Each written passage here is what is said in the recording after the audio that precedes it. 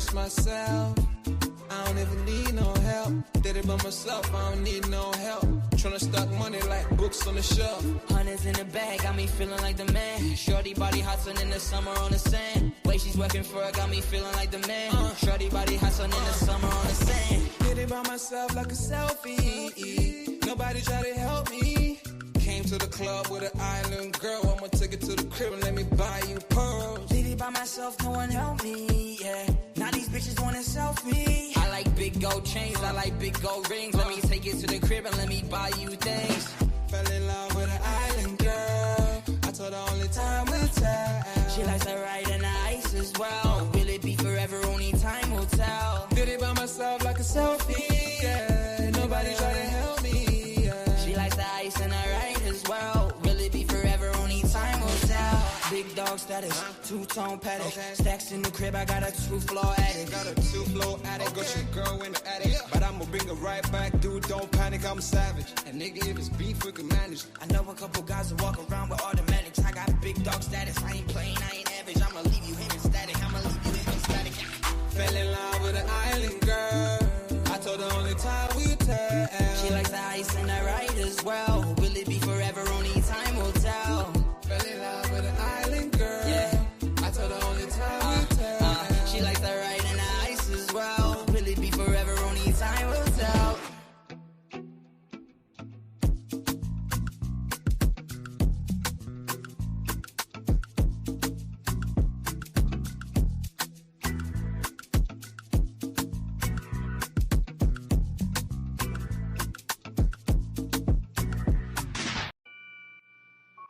Take note.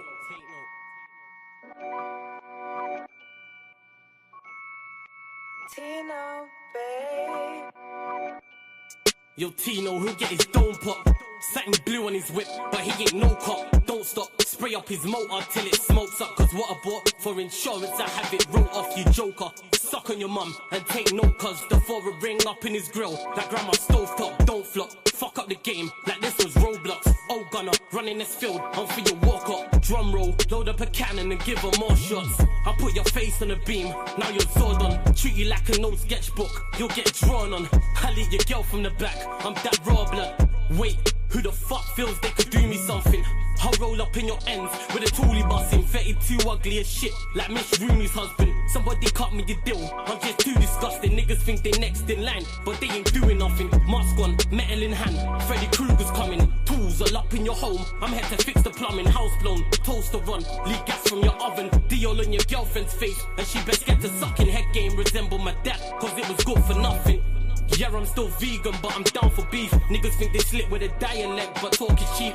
Watch your mouth, little nigga, because I roll with heat. Top said there's no returns, and I see no receipt. I put your boy in the back like he was groceries. Riding round with the burner boy in case I find a leak. Extendo, licking off shots until it overheats. No mask, did it barefaced, just so they know it's me. Eyes closed, chest wide open, heart surgery. Usher said just let it burn, let's make it third degree. Niggas think everything's jokes until you shoot his queen. Shot was funny as shit, it barely missed the beam. Wax on, then wax off to leave the burner clean.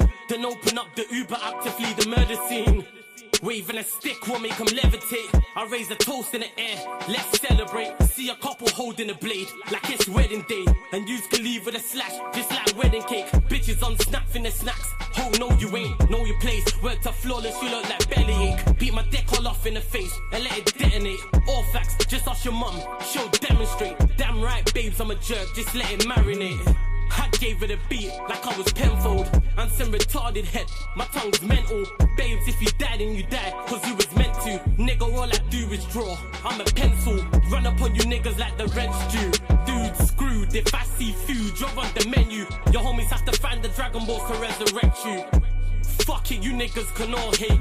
I'm better than all of you niggas I don't rate. If your girl's fit, 4 plus 4, she'll get 8. I'm a chiropractor back, just setting them all straight.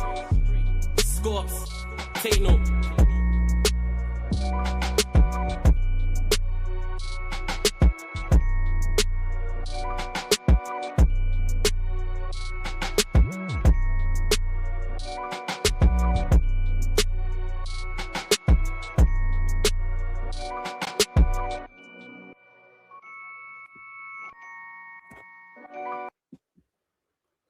Yes, people, how are we doing?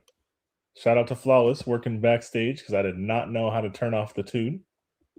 But we are back. Paraguay is playing Turkey in what serves as a de facto elimination match in the United States Group D.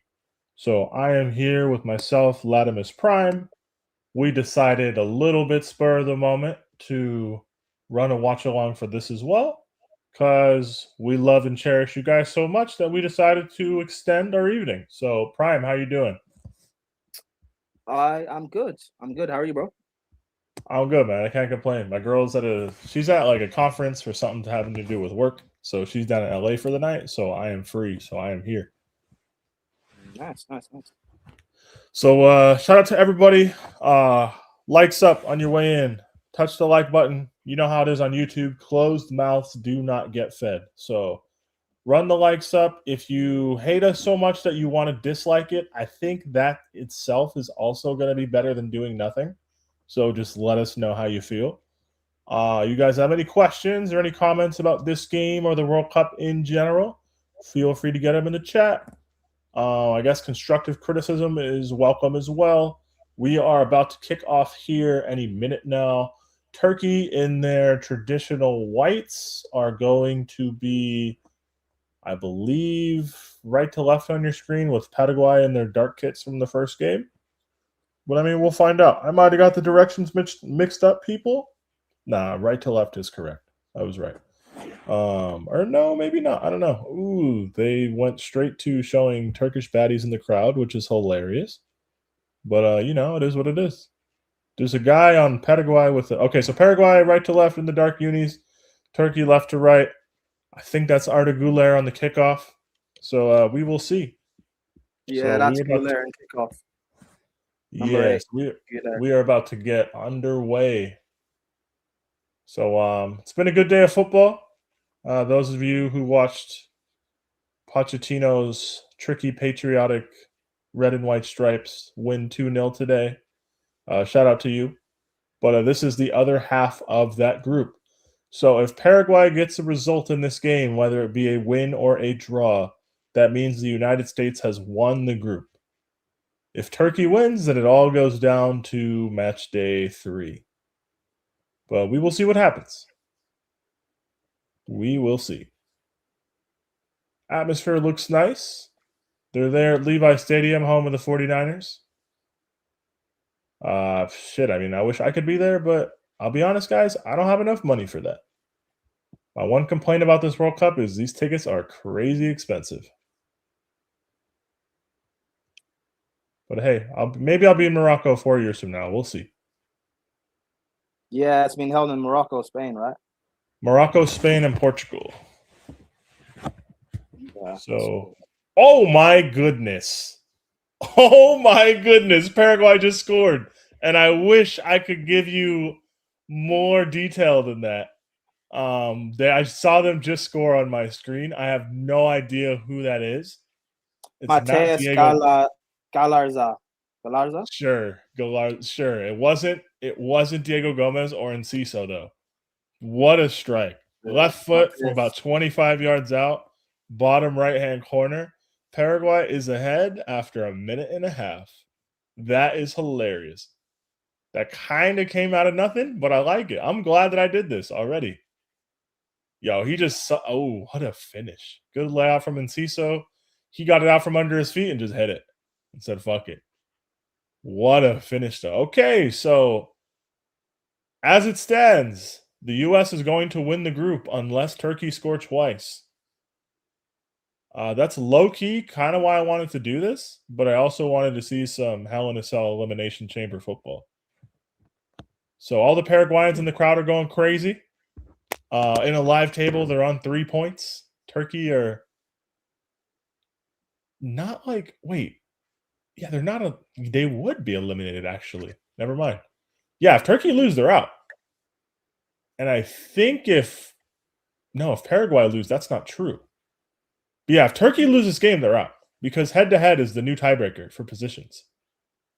And they've already lost to Australia. But if they lose this game, both teams that they're on 3 points with and could conceivably catch would have the head-to-head over them. So yeah, if Turkey loses this game, they are eliminated. They could be the second team in this FIFA World Cup, the first being Haiti, which we just saw in the watch along over on the main channel, to get eliminated. But shout out to, we have another Peter in the chat. Shout out to you, man. This is my first time, guys, using StreamYard like from a logged in account, kind of like running a stream as opposed to being on a stream in a few years. So I will say, StreamYard, if any of you are listening, I do like the new UI. It is a lot crisper.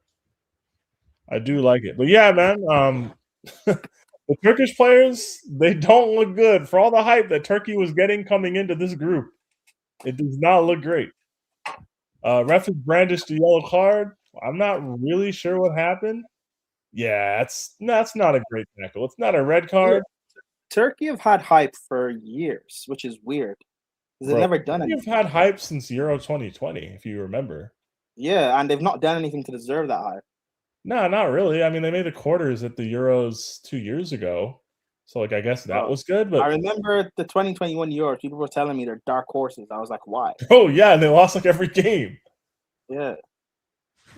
Yeah, but no, the Turkish team, like, the guy who scored the goal got a yellow, so he's really filling up the stat sheet. So we like that.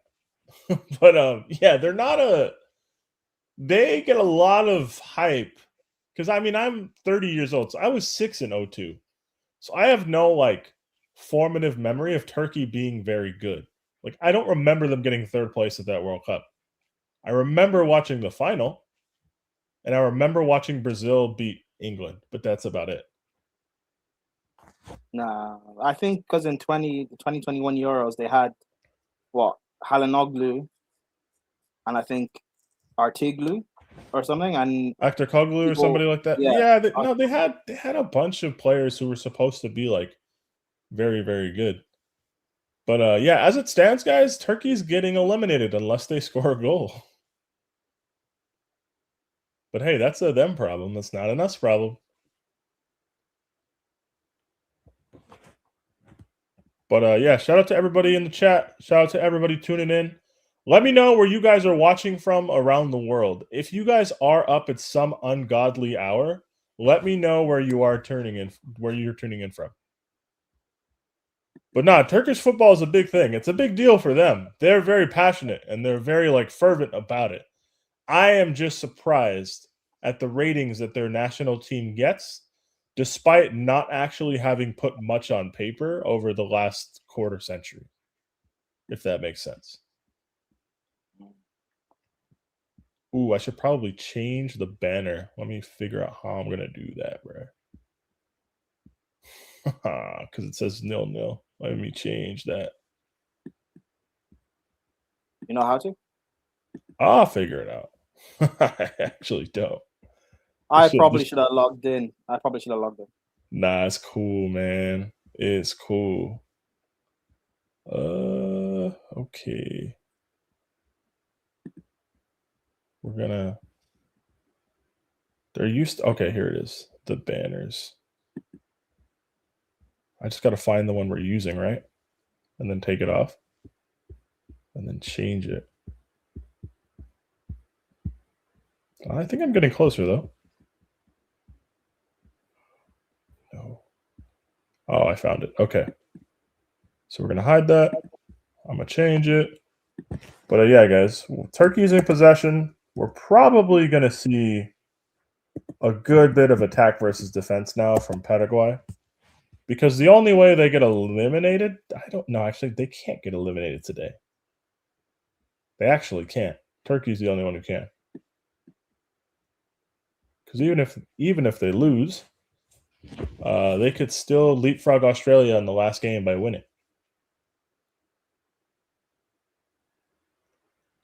Prime, how do you feel as a concept about head-to-head results being the first team that matters between teams? Shik, how you doing, man? Yo, what's up, man? What's up? I'm good, man. I'm chilling. How you doing? I'm good, man. I just turned this game on as well. What you said, head-to-head being what matters. The primary tiebreaker between teams level on points now. How do you feel about that? What did it used to be? It used to be what goal difference, right? Goal difference, like to settle group positions when you're level on points. What is it now? Head to head. That's Oh, So if Turkey loses, they're eliminated. yeah, pretty much. No, they are. Yeah, they are Because because they would lose the to. teams on 3 points are the teams that would beat them. Yeah. Yeah, if they lose this, they're out. I think that makes it interesting because don't most tournaments, most leagues use goal difference. I want to say everything uses goal difference in terms of international football except the Euros. If anybody really knows regarding Copa America, let me know. Hey, shout out to you, man. You're at 4 a.m. in the UK on a night shift. And then, Peter, you're at Liverpool at 4:45. My name is Peter as well, but it's like, damn. Man, you guys are up for real. Yeah, I respect that. I probably wouldn't. That's just me, though. But nah. 4 a.m. football, I'd be doing that shit, bro. I used to do that shit for Chelsea. I used to. It's just not been a while because we've had just terrible fucking managers for the past, 2 to 3 years. Man, you're being a casual. I get it. I respect that. No, yeah, it is what it was. I woke up for a couple of watch-alongs, so I'm not gonna lie. Wait, terrible manager? You're talking about Poch? No, I'm talking about Ruben. He's so funny, So I was watching the other watch-along you guys were on. You guys were talking about how Jez had those crazy moments. So I was just going back and looking at my crash outs, and I just realized we were losing every fucking week. Literally. Yeah, that's why you can't crash out. No, but it was I'm just so grateful for man. The guy's gone. I just can't believe that's where I was a year ago. Yeah, but Sheik, apparently we're losing crazy every week. I was going through watch-alongs and they're all just losses. Sheik, every single game is a loss. Apparently it's crazy to ask a manager to win back-to-back games in 12 months. I think that's crazy. Nah, man. Apparently it's crazy. You know what I don't like about last season for Man United? People forgot the Grimsby Town result happened. Yeah, bro, that too. That was that because that happened so early in the season. It happened so early. Nah, you know what? That third goal that Grimsby Town scored that was perfectly legal that got chalked off for no reason. Just look at the trajectory we were on. We gave Tottenham People don't remember, but the Amarin team should have been 3-0 down to Grimsby Town, dead ass. Bro, that is like a we played our strongest team. We played our strongest team. Yeah. And Buemo was playing, everybody was playing. We played our strongest team that game, by the way. Oh, didn't Grimsby Turkey has 88 million people? Didn't Grimsby rotate their strikers? They rested their striker because I couldn't tell you what Grimsby did, but they had an important game. They had an important game midweek. They rotated their striker, and I think they still ended up losing at the weekend. Yeah, bro. They Grimsby finished 7th in League 2 or whatever, or League 1. I'll tell you our attack. We had Cunha, Sesko, Ahmad, Kobe, Ugarte, Heaven, Maguire, Dallo, Dorgu, Onana. This is our best. At that time, it was our best 11. Short of Heaven being in there, yeah, that's not a Heaven and Ugarte. Obviously, Bruno's missing, and people probably put him in our best team as well. No, but Bruno subbed on that game. Yeah, so, bro. I remember Bruno came out on halftime. By the way, he had a whole half to fucking do something. I remember. People need to remember. Sheik, you said Bruno was out. People forget about United. Bruno stunk the first half of the season.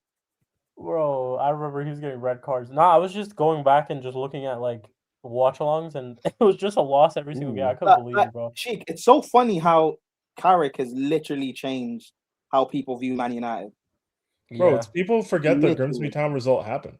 Yeah. Shit was I watched that whole game because I was in Paraguay on the break somehow. I don't know how Enciso runs past people because I don't think he's fast, but he just gets by people. He's a dribbler. No, I just watched him stride past this Turkish dude. I don't know how that happens. His legs are tiny. How can he run past? Probably just a Turkish dude who's really slow. Probably. Okay, so the Rugby World Cup is points difference if they're tied head to head. Oh, okay. That's I feel like the head to head thing in football is relatively new. Yeah, because usually it's gold. Usually it's gold. It's gold I know difference. some in, like, leagues most do it. tournaments. I know like La Liga does head to head, which I like. Ooh, Paraguay center back slips on his ass. Turkish dude scores it to nobody. Somehow gets it back. There's a cutback, and somebody blazed it over. It's That was Ardeguler, yeah. Montella is the Turkish manager. I knew I didn't like something about this team. I knew it. Like what? It was. Peter, can you look it up? What is it for AFCON? AFCON. Yeah, I'll look it up. Why not? AFCON tiebreakers. Let's get into it. All over the bar.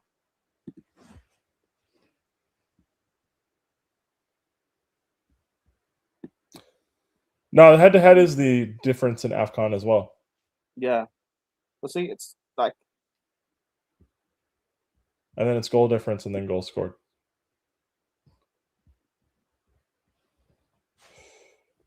Turkish dudes are asking for something from the ref. He said no. What? Head-to-head for the... Where's this game at, by the way?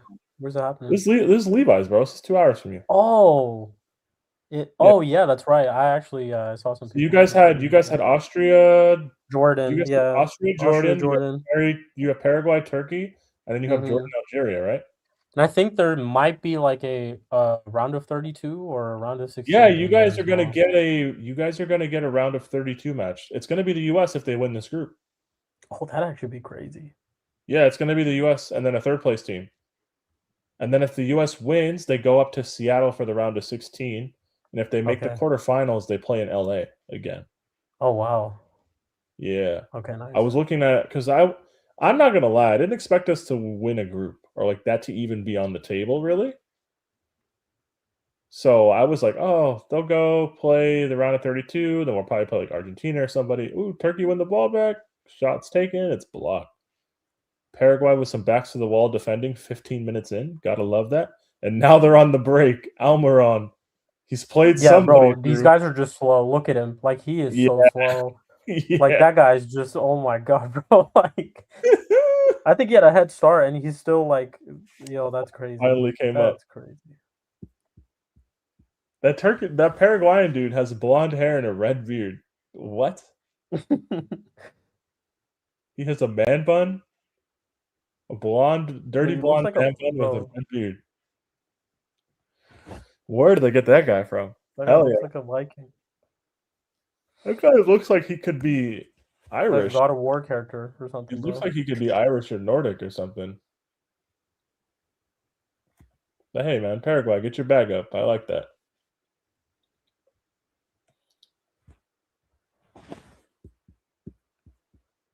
Oh, yeah, Canada's game was crazy. I was watching it while I was at the airport, bro. I was watching, Canada's game. That Qatari dude, he's crazy for going in like that on a challenge when you're 3-0 down and down to 10 players anyways. You're already eliminated from the World Cup at that point. No, the thing is, that's the thing. They're not eliminated. Are they not? No, because they have 1 point already because they scammed the point. Oh, because they drew. So the situation with them in Bosnia is whoever wins is going to be on 4 points, right? Yeah. And regardless of Qatar's hilarious -6 goal difference, you're not going to have 8 other teams finish in 3rd place in their group on 4 points. Like, that's just probably not going to happen. So they would get through with the win against Bosnia either way. Once it was 3-0 and you're down to 10 players, the game's already gone, and the only way you're getting out of the group is by winning your last group game anyway. Just rush your team. Like, it just take some people. Yeah, like at that point, you genuinely might as well just pack it up and fucking wait a few days. Literally, like that's why I can't understand going into a challenge like that in that situation. Like, it's not like you're 1-0 down. You're 3 down and you're 11v10. Like, you're fucked anyways. Like, just chill out.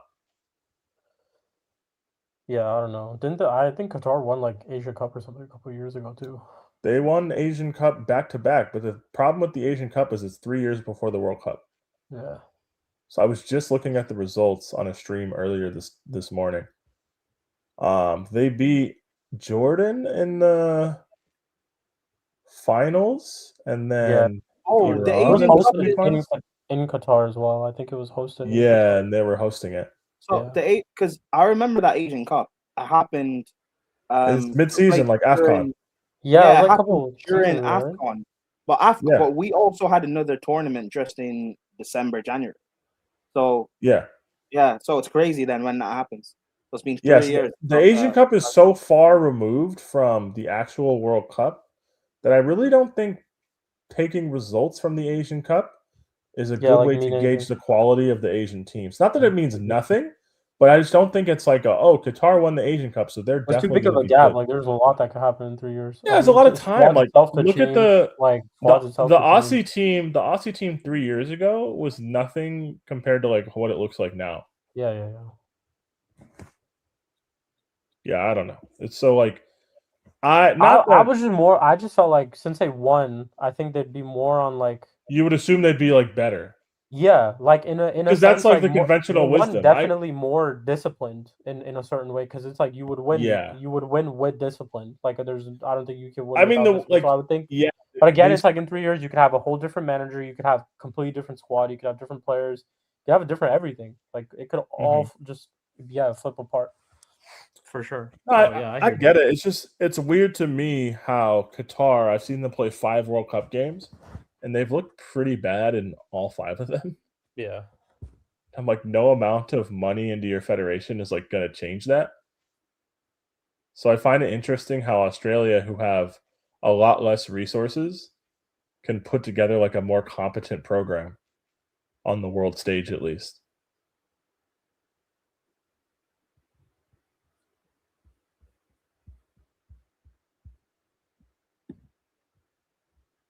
But yeah, guys, Turkey are still 1-0 down. They need to find a goal or they are out of the World Cup, which would be very, very funny.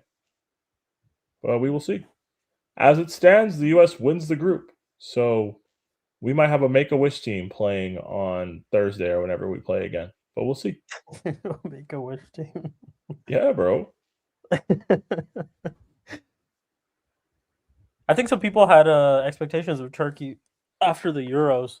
We were just talking about this. Turkey hey, vamos Paraguay. There we go. We're in this together. We're in this together, Paraguayans. Big up to Benito. Look, trolling aside, I would rather Paraguay advance, Paraguay and Australia, than Turkey. Yeah, fair enough. Just because I remember Paraguay in 2010, and that was vibes. Their group was crazy, though. They were in the group with Slovakia, New Zealand, and Italy, and they won the group. And Slovakia got second place. That was when New Zealand drew 3 times and got knocked out. Yeah, dude, that group was vibes. That's crazy. Yeah, they had 3 draws, and then Italy finished bottom with 2 points. Yeah, yeah. That started the Italian downfall. That's still happening. Yo, their downfall is crazy, though. I feel like a lot of people don't actually talk about it a lot, but maybe just because they're just that irrelevant now, because they just don't. Nah, you know what it was? They won the Euro 2020, and people thought they were back, and they just weren't. Yeah, like missing 3 World Cups in a row is kind of crazy, bro. It's crazy considering you won one in 2006, and it's like, yeah, you don't even like. Oh man, it's crazy. You don't make. It's not like they got bad players. Like they might have. They have good enough players. They have some good enough to qualify. Break. I don't know how this 4v4 break happened. Oh my god, the guy with the man bun and the red beard. That was so bad. That was a saucy turn, and we definitely hacked him. Welcome to CONMEBOL, baby. Bro, why can't you believe Iran drew to New Zealand? New Zealand are tough, dude. And a lot of the players in the team, a lot of the players in the Iranian team play in the Iranian league. So their league hasn't been able to function since the end of February. Plus, man, it's like, yeah, there's all these other things going on with Iran right now too. Yeah, never mind. They have to travel on the day of games. Like, yeah, never mind. Like they have to literally leave right after the game. Yeah, literally leave right after the game, man. I'll put it this way: I wouldn't be surprised if New Zealand got a result against Egypt or Belgium, for that matter. Because I watched that Egypt-Belgium game. I was not impressed. Yeah, I was not impressed by Belgium either, bro. I'm not impressed. Hypothetically, the U.S. gets, if they win the group and they win a knockout game, they get the winner of that group. I think that Belgium, Egypt, Iran, New Zealand group is the weakest group in this competition. I hear that. Because I think, now that If I'm the thinking U.S. it's can't that beat team. that group winner or a third place team in the round of 16, then we don't deserve to be taken serious as a football nation, anyways. Now, I hear this bad structural. We can say whatever we want about, like, we can try and justify Italy not making it however you want to, and that's fine. But the reality is, we're seeing federations with a lot less achieving the same, if not more. Yeah. Like in different, we're seeing teams do that in different federations across the world. I don't know. I don't really know like how else to say it. There's Europe have too many qualifying spots, and Italy Bro, they have a third. They have a third of the bids. They have 16 of the 48. And as much as like you can say Italian football and Italian players have declined, you still have enough quality to at least make tournaments. Yeah. There's no excuses not to make three, not to be missing. Well, is it 3 World Cups they've missed? Yeah, 2018 they lost the playoff to Sweden over 2 legs.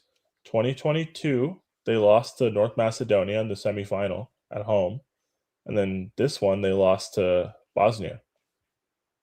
Yeah, like it's how have. But that's the other thing. Look at the nations you're losing to in these playoffs. North Macedonia. Like, what are we doing here, man? Like how hey, have. Big respect to them. They got a big, massive win. But yo, what are we doing here? Like how have Nigeria been in a more recent World Cup than Italy? This is what I'm saying. It's bad. That's what I'm saying. Like it's really bad. Like we were there in 2018. If your federation has a third of the bids and you can't get one, but like with all due respect, we're watching this Turkish team and they got one. Like, come on, bro. Yeah, like yo. Yeah, and you have Gattuso talking about. What was he talking about? Like other Africa needs less bids, basically. Yeah. You know what? Since we're kind of on the subject, I get it. Totti was right. He was ahead of the curve. But Totti was in the world champion team and then came back for 2010 and then saw how bad it was. Like, so he saw the decline happening in first person. But since we're on the topic, I like World Cup expansion because I don't know if you guys have ever gone back to look at like each edition of the World Cup and how qualifying worked and how bids were allocated and stuff like that. But when we were getting 16 team editions, teams qualified for the competition based on how they previously performed. So there were situations where 9 or 10 of the teams in the World Cup were from Europe. Okay, so majority of them were in the World Cup from Europe. In the 100%, like the Americas was how CONMEBOL and CONCACAF were referred to. It wasn't even split into two. It was just called the Americas. How long ago is which World Cup is this? This happened in the 70s, bro, and I want to say in 78. Look up the 1978 World Cup. You'll see 9 or 10 of the 16 teams are European. But my point, and then even when it expanded to 24, you had half the field from Europe. With the expansion of 8 teams, all that did was give Africa a team, give South America 1 extra team, North America 2 teams, and then Europe like 3. Yeah, 3 or 4 more. European teams. Yo, Iran was in this World Cup. That's crazy, yo. Iran. Yeah, bro. Iran's been playing since. Damn. Guys are World Cup heritage at this point. Low-key, Iran and South Korea are World Cup heritage. But yeah, the expansion of the World Cup has given, even though it's embarrassing that Nigeria still can't qualify, the amount of like African teams that have qualified and they're actually showing out, like they're showing up. Yeah, like they're showing up. Like it's nice. It's nice to see. It's a good thing. The other thing with qualifying for the 32 team format, Prime, you'll know this, but there used to be African qualifying was like 10 groups of 5, right? And you had to win a group. You had to win a group just to go into a draw for a 2-legged playoff and then win the playoff, right? Yeah. Yeah, so you had to win a group phase and a 2-legged playoff just to get a World Cup spot under the old format for the African teams under the old World Cup. With this new World Cup, no, it's not. Not necessarily. Because the group winners go in automatically. The No, playoff is for some of the second place do a playoff, and then the 4 second place teams do, but the group winners from the original groups at least get to go straight in. Okay, yeah. But second place do a playoff, and then yeah, but that's kind of normalish. I don't mind that. No, but like we do a playoff with they do a playoff with the other teams and the other second place teams in Africa, and it's then they have to go to the intercontinental one. Yeah, which all of that is just annoying. I mean, I get it, but UEFA, for whatever reason, is allowed to have their own closed playoffs. Yeah, it's annoying because. No, I hear it. I just don't think UEFA would ever give up their playoffs. In the previous format, I don't know if you disagree with this, but in the previous like World Cup format, in terms of qualifying for a World Cup, Africa was the hardest. Thank you. I was just about to say that. No, that's the only way people are really disagreeing with that is if they're just not familiar with the format and everything required. Because you used to have to win your group to then go into a draw for a 2-legged playoff that occurred over the November break, the last break before the World Cup year, right? Because I remember in the 2022 World Cup, Egypt played Senegal in the World Cup playoff after they played in the AFCON final. Egypt played Senegal, and I think Nigeria played Ghana. Yes. I remember for that playoff, I remember saying, I don't want us going to the World Cup because we are going to get embarrassed. Yeah. Because we were so bad going into that. But yeah, it's tough to it's tough to with the whole format. It was like hell. It was ridiculous. Bro, I didn't know how this format. This is crazy. The winners of each group will play each other in a final. So you would qualify to the other. This is 1970. So 16 teams would qualify, divided into 4 groups of 4. Each group played a round robin with 2 points for a win and 1 for a draw, and goal difference used to separate teams level in points. The top 2 teams in each group would advance to the second round, where they would be split in 2 groups of 4. The winners of each group will play each other in the final, and the second place finishers in the match for third place. That's fucking crazy. So the 1970 final ended up being Brazil beating West Germany, right? 1970, no. So this was Argentina versus. Wait. I'm looking at. What the hell? I'm looking at 78. No, go to the final. This is 78. My bad. I'm looking at. 78. So then that was Argentina winning their first. Their first versus Netherlands. Okay, that's right. And Brazil finished third place. Netherlands lost in 74 and 78. That was actually Ron's debut in the World Cup, 1978. That was the first time they reached the World Cup, along with Tunisia as well. But you were right. So there was 1 team from the AFC, 1 team from the African Confederation. Bro, the way the bids are out is fucked. 3 teams from CONMEBOL, and then 10 teams from Europe. 10 out of the 16. So out of 16 teams, there's 10 teams. That's why I'm not trying to hear the crying from Europeans about expansion for the World Cup. I'm sorry. I'm just not trying to hear it. Because if there's one thing that this expansion is showing, it's that the second and third level teams from these federations are no better than the second level teams in UEFA. UEFA is hardcore carried by Western Europe, meaning Germany, France, Portugal, Spain, to a lesser extent, England and like the Netherlands and those kind of teams. Mm-hmm. They are hardcore carrying the rep and the coefficient for that entire continent. No, facts. This is why, like, when people talk about like football fans always debate like what is tougher to qualify. Is it Europe or like South America? Bro, Europe, bro. Like, I mean, South America. To be fair, South America is difficult. Like, it's very difficult. But like, no, I think South America is way more difficult than Europe. Yeah, it is difficult. Yeah, no, I agree. South America is difficult, but like, I look at Europe and I just think, if I look at the groups England always get, because England always have a high coefficient, even when they were shit. Yeah, I'm thinking if I've got to play like San Marino, every qualifying tournament, the odds are you're playing one pretty solid team, and then you're like the third best team in your qualifying group is like Romania, and it's like, oh, okay, like.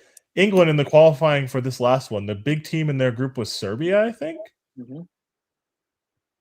it was like the other big team. It's like, oh, come on, guys. At least in South America, with the double round robin that occurs over the period of 2 years, you genuinely have to play everybody. What's the double round robin? Home and away, every team. Okay. Yeah, so 10 teams, so it's 18 games in total. So you can't say X team had easier fixtures than I did. It's not fair. I like that.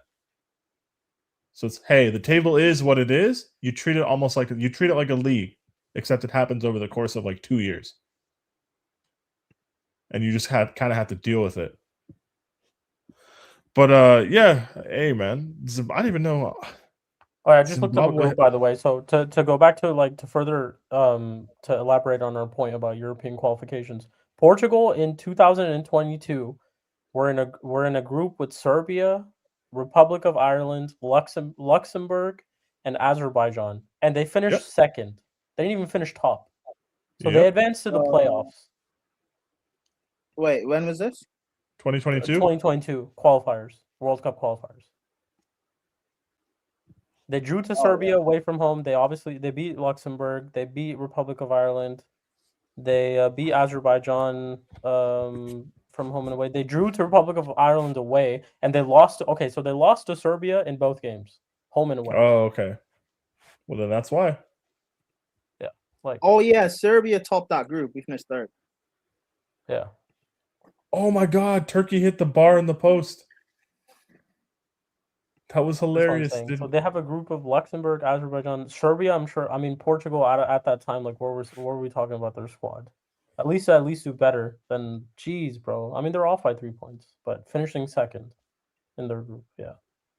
I don't know. I just think UEFA qualifying is way more forgiving of what you actually have to do. Definitely is. Like, it definitely is. So bro. So forgiving. Yeah, I don't know. So I'm really not trying to hear crying about expansion. Like I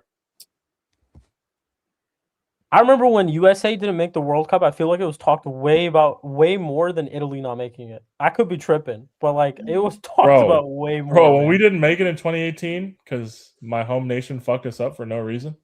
I'm not gonna lie, I was proud, but then I was angry. Yeah, I was like, bro, we're really sending Panama to the World Cup with all due respect. So this World Cup qualifiers, so Ireland had Portugal, Hungary, and Armenia in a group. Yeah. Bro, I watched that game against Hungary. And Portugal only made it by 3 points. Yes. Portugal in the qualifying were like not playing fantastic. No. They were doing literally just bare minimum to get through. The only reason we got back into a chance to qualify through playoff is because in November, you guys beat Portugal and then went to Hungary and beat them, right? Yeah, but that game against Portugal was like stinky. Portugal were dog awful. Dog awful. Oh and then Ronaldo gets a fucking pass. I just seen it. Yeah. Holy shit. No way. They fucked it. They fucked it. Oh my god. My god, what a pass, bro. Yo, Paraguay, they got dog in them. I love this team. What is happening? And then Ronaldo gets scored the second goal soon. Oh my god, what a save! Fuck off! Damn it! And then Ronaldo gets sent off against us, and then they start crossing the ball, like up against 6'5" Irish center. Ronaldo gets sent off, and they start crossing the ball. Yeah, make that big. I just remember watching. I remember watching that. The thing is, they were crossing the ball into no one, into this Irish center backs for no reason. I remember watching Hungary versus Ireland for whatever reason at like 6 a.m. my time on a Sunday. I was in bed watching with my girl. Yeah, that was great. It was the last round. It was the last round of qualifying, and I was like, "Oh, wait, this is basically an elimination match. I have to watch this." I had no hope of us qualifying. I was like, "Yeah, we're done. No hope that we qualify because we." In the October qualifiers, we beat Armenia 1-0 barely, and I was like, and you guys dropped points, right? No, we beat Armenia, and it was like Greece. You did. What other team do you guys have to play? Hungary, Portugal, Armenia. Yeah, that's it. Okay. So We beat in the October qualifiers. We lost 1-0 to Portugal in Lisbon, then beat Armenia. So it was like we had to get something from the Portugal game in the Viva in November to somewhat qualify. And we beat Portugal, which was like crazy. And then we beat Hungary. And Ciso on the break. Here's Paraguay. Hit it, son. Oh, you got tackled. It too. Fuck. It just took too long, man. Dude, why is this game turned into I attack, you attack after 35 minutes? That's so funny to me. Oh no, he dived. He's diving. You're diving. Yeah.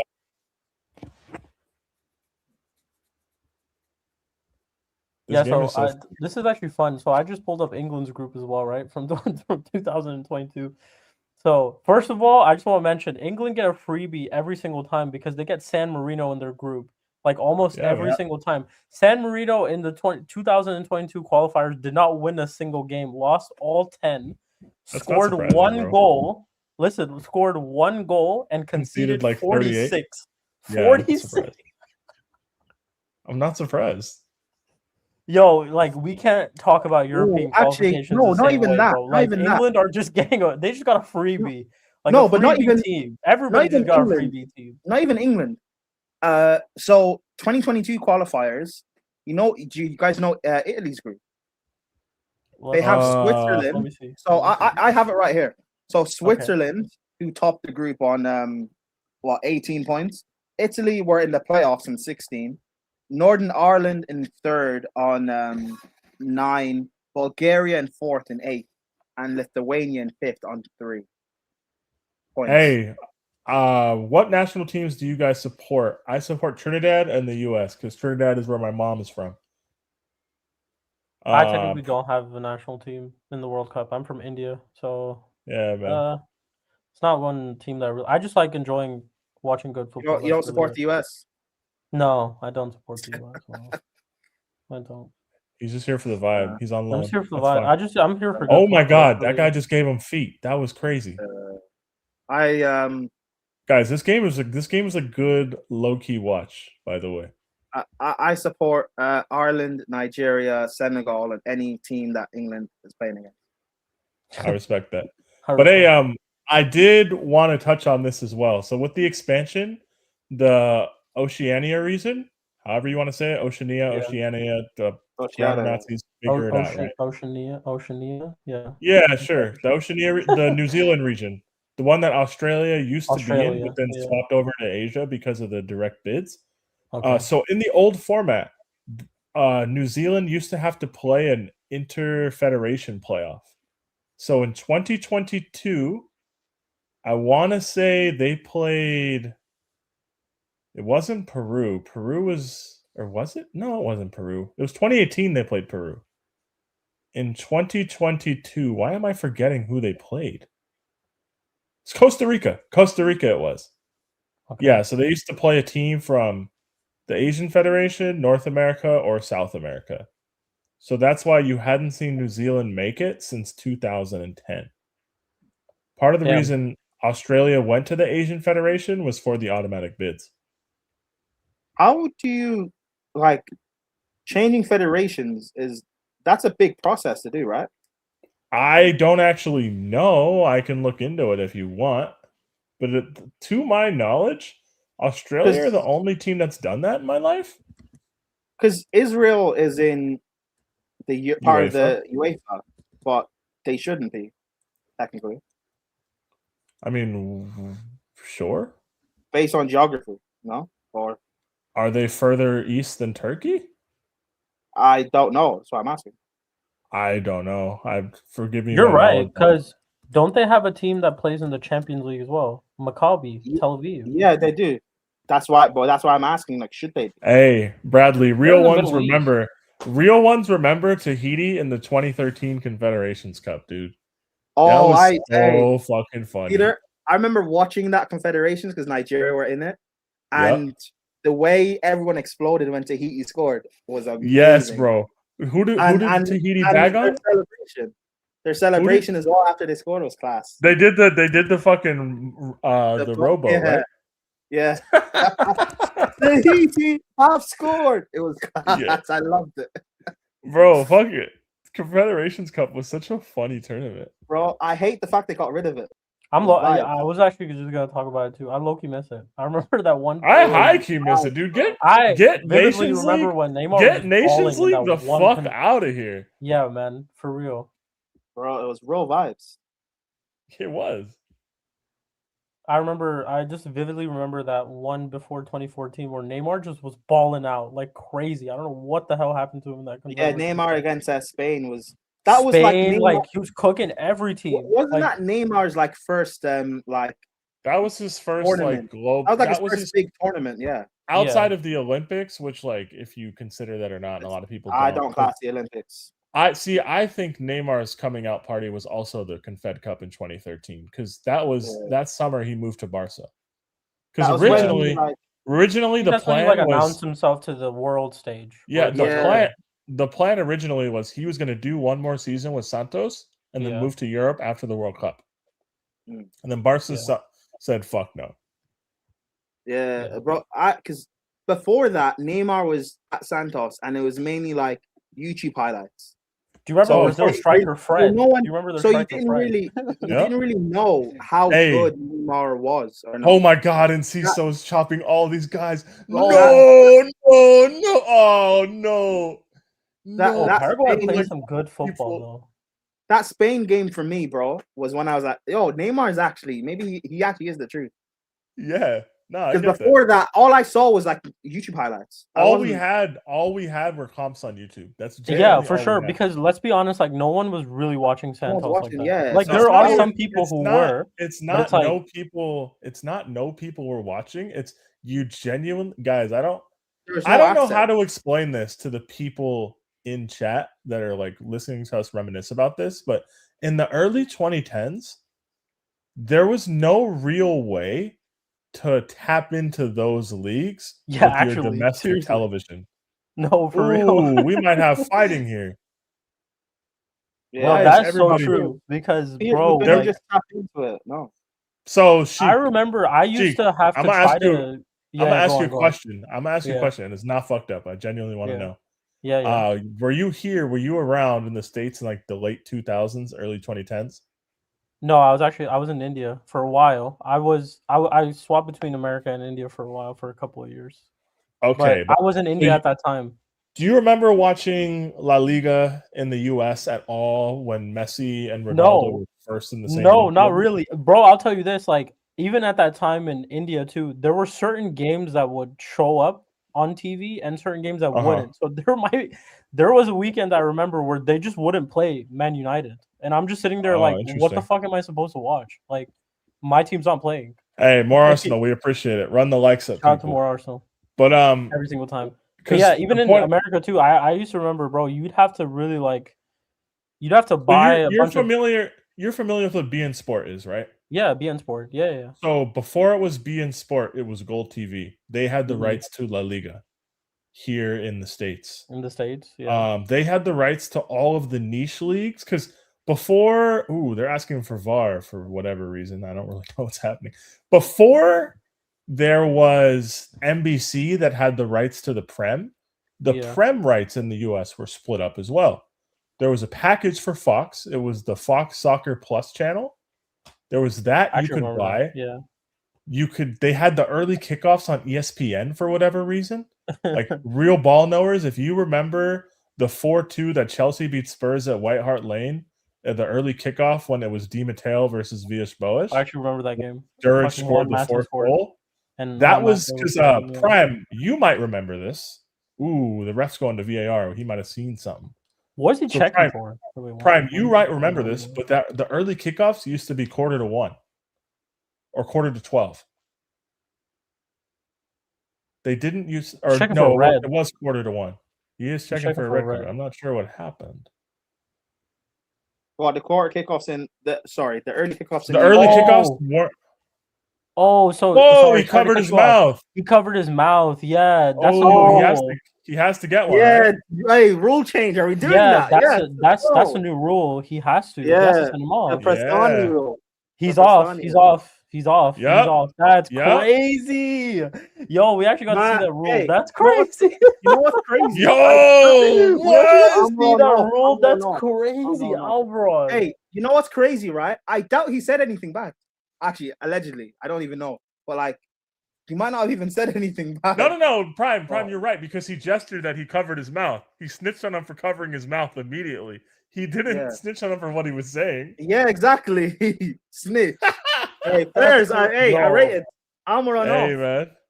No, what's so funny was when I first saw the rules and I was reading this specific rule, like you could get sent off for covering. But I was like, oh, there's no way anybody does this. How do you enforce that? Yeah, because everyone covers I was their also like, there's no way anybody like does that. Just like they should know, like not to to in any way try to no, make that. but the thing is, before the Prestani incident, a lot of players would cover their mouth and stuff. It's like a thing that happened naturally. So I was like, how do you enforce it? But because players used to cover their mouths so that people weren't reading lips and stuff. Yeah. But this is bro. Hey, but I think they implemented it because they think that people probably said a bunch of like crazy shit. He better have said the most crazy thing, or else he's a snitch. He's such a snitch, bro. I don't feel bad for him snitching. It's the World Cup. Fuck that. Yeah, man. Hey, bro, the rules are Prime. the rules, You know, if Turkey loses, they're dead ass out, right? Yeah, I know. Bro, this for actually my makes country, this I'm game snitching. interesting. Yo, let's go. But yeah, man, I hear this. Paraguay dog this out, or like Turkey just get back. I hear this. Like, there's so many subscriptions and there's so many things that require like you need to have access to football. The point I was like kind of roundabout in making is before NBC acquired the Prem and before beIN Sport really emerged in the middle of the 2010s as like the main La Liga and Liga type of like access point. Football was just so like it was so spread out with who had rights to what, so you weren't able to get Brazilian league football in the way that you are able to now by just paying the add-on for beIN Sport. So people weren't watching Neymar. And I don't care what people say. 80% of the world that are aware of Neymar now were not watching him prior to the 2013 Confederations Cup tournament. They were, bro. Peter, in the last not even last year, like just from streams and people I've watched and stuff over the last 3 years, the way people speak about Neymar and about Neymar breaking through and talking about the crazy stuff he was doing in Brazil. Unlucky. People talking about how I was up late at night watching late streams and stuff to watch Neymar. I'm like, brother, I couldn't find. I didn't watch Neymar until I had nothing else to do except scout these fringe players, and I couldn't find him. Yeah, I knew about him.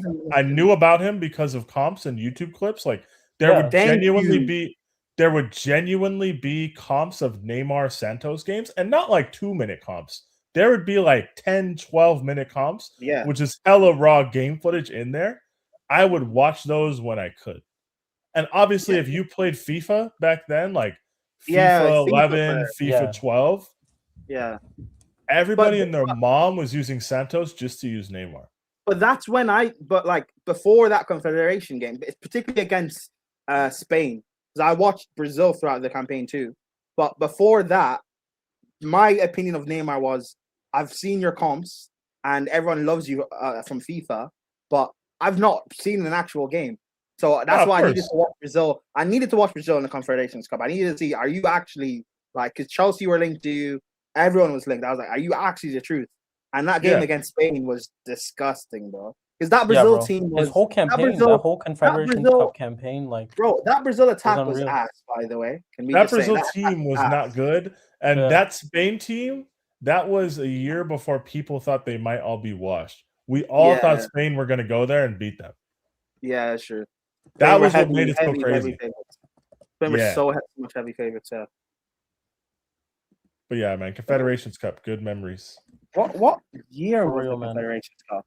2013. It was a year before the World Cup. Yeah. Yeah, but in the 90s and early 2000s, they had Confederations Cup every 2 years.